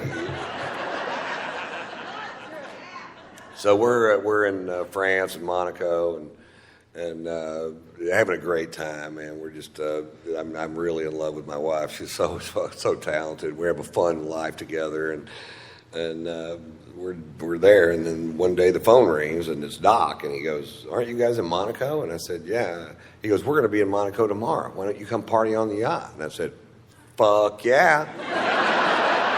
Which is what you say if somebody says, "You want to come party on the yacht?" You go, "Fuck yeah." In fact, let's try it one time. You want to come party on the yacht? Fuck yeah. I don't have a yacht. So I was like, yeah, fuck, this is great, man. We're excited. We were down there. We were staying at the Fairmont Hotel overlooking the little yacht harbor in Monaco. Very cool place. And we were down there looking at the yachts the day before going, wouldn't it be cool if you knew somebody that had one of these things? You could just hop on it and fucking throw the fuck down. And it's everybody's yacht, man. This is yacht heaven. This is Steve Wynn's yacht, Prince Albert of Monaco's yacht. This is that Russian dude with the tiny giraffes.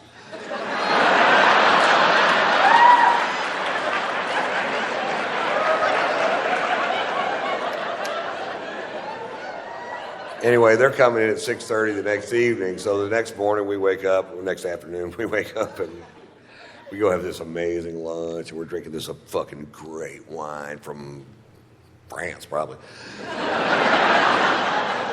That'd be my guess if I had to guess, and I did have to guess. France. And we were just having a great day, sex, and just a fucking... And then we go down to the fucking harbor that evening at 6:30. Sure enough, Doc's backing in a 165-foot yacht. I'm not sure that's how they do it, but...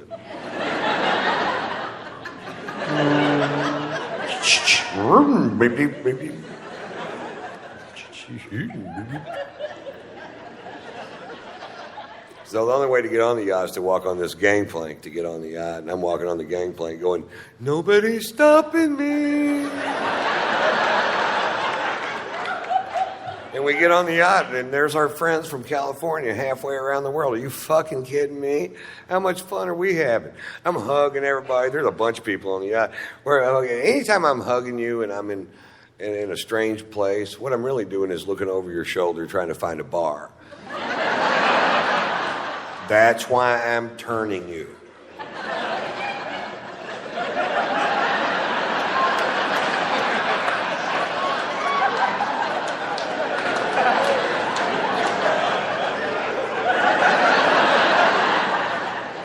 And I see the bar, and right in the dead front center of the bar is a bottle of famous Black Grouse, which is a scotch I started drinking when I was in Scotland for the Open Championship at Turnberry.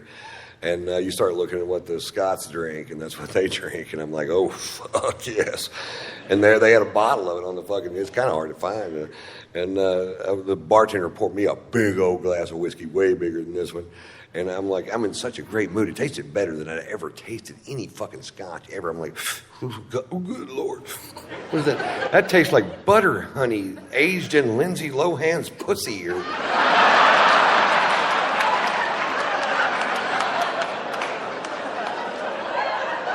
It tasted so good, I decided to skip dinner and just have a couple more of them. I'm going to scare me up another one of these. That is one of them. How about one more? All right. I hadn't had a drink since lunch. I was fucking thirsty. I was going at it, you know. And Doc noticed I was really drinking hard, and he goes, boy, you're really drinking tonight, Ron. I said, yeah, Doc, some nights it just tastes like spring water. He goes, why don't you just drink spring water, Ron? I don't know. I'm not a fucking doctor.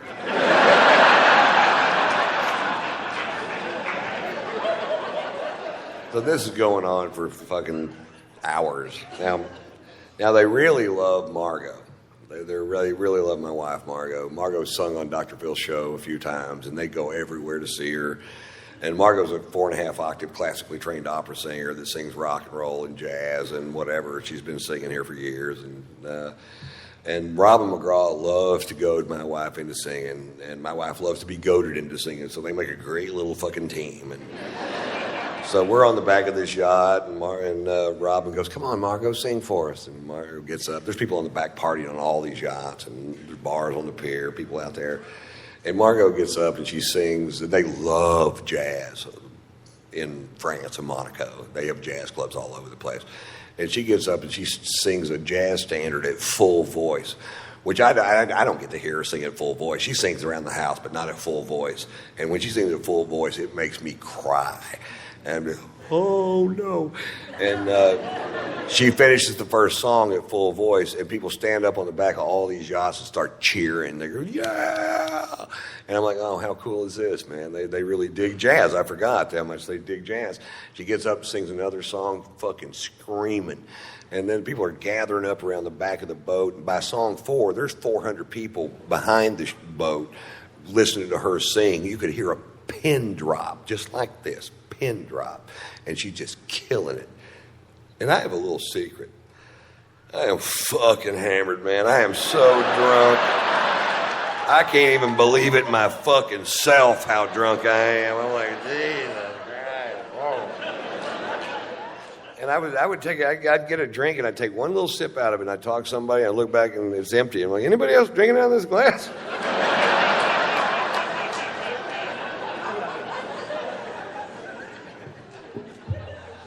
Miscalculation.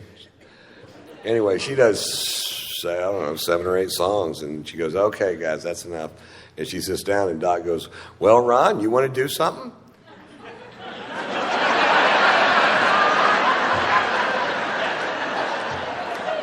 Now, I got to preface this with he's on vacation with his best friend and head lawyer and his wife, Mary Pat, and they're Baptists from Dallas, and they're a little fucking straight.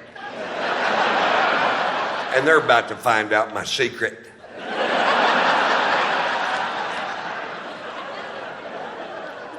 About 20 years ago, I was doing a bit that was so vile that I only did it for about a week, and I just quit doing it. I'm like, this is not the direction I want to take my crowds or my show.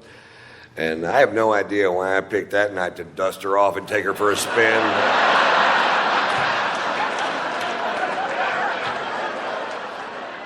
The other day I was tit-fucking Mamie Eisenhower. Right before I came, my dick slipped and went straight down her tracheal tube. Here's the moral question. Do you pull out or dump a load into her lungs? Yachts are pulling up anchor on both sides of us as fast as they can pull them up. They're leaving the harbor so fast there's a surfable wake. There's a stampede of tiny giraffes diving off the pier, swimming towards the ocean in certain death. People are pulling their kids off the pier. I went, I don't think they heard me. I'm going to do it again. Doc goes, that's enough out of you, Ron. And Margot's tapping me out. You ever been tapped out? Come on, baby. It's time to go. She's seen it. Come on, honey. Let's just go back to the hotel. It's time for us to go. Come on, baby. Baby, let's just go back to the hotel. Come on, Ron. And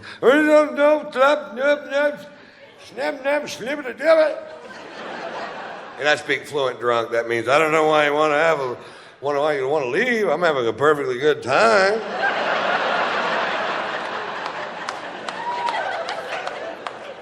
Turns out there was a consensus. I'm like, okay, I'll leave.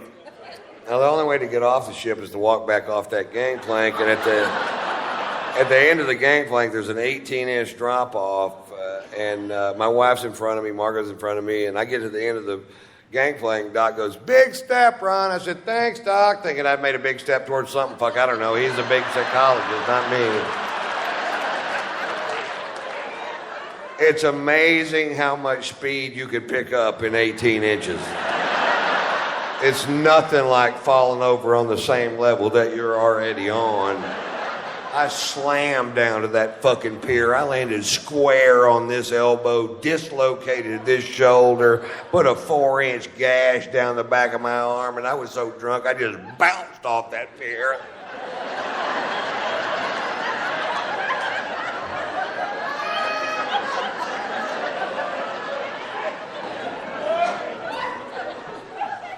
Fade to black.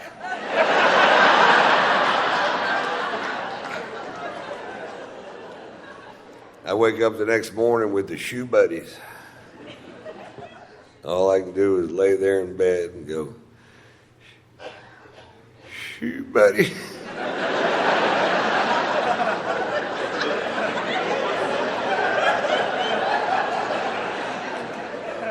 I can't move my shoulder. Shoe buddy. My shirt stuck to my arm with blood and giraffe hair and whatever the fuck else you find on a pier.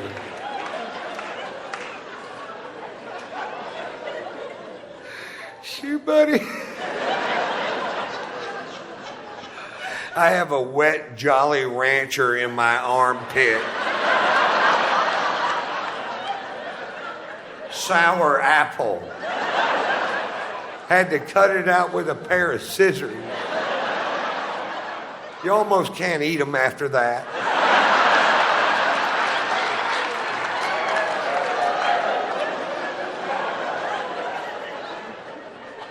Shoe buddy. I slowly open my aching fucking eyes. And there's Margot.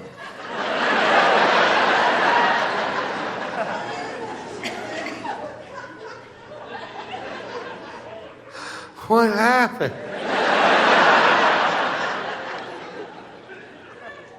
You got really drunk last night, Ron. What did I do? Well, you did the tits fucking Mamie Eisenhower story.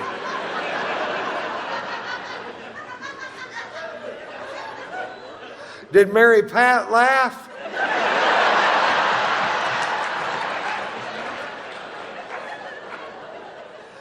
Mary Pat left is what Mary Pat did. Shoot, buddy. You think they're going to invite us back over to party on the yacht today? Because I don't know what's going to happen now, Ron. I don't know. She walks out of the room, slams the door. And I just start berating myself. I'm like, why do you do that, Ron? Why do you get so drunk it ruins things for other people? Why can't you just drink like a regular goddamn person? Is that too much to ask? You have a wonderful son and a beautiful wife, a great career. Why don't you make some changes in your life that'll make a difference in the long run? And about then the phone rang and it was Doc and he goes, you guys gonna come party on the yacht? And I said, fuck yeah! Thanks for playing along. I've never performed for a better crowd in my goddamn life. Bless your hearts for listening so intently.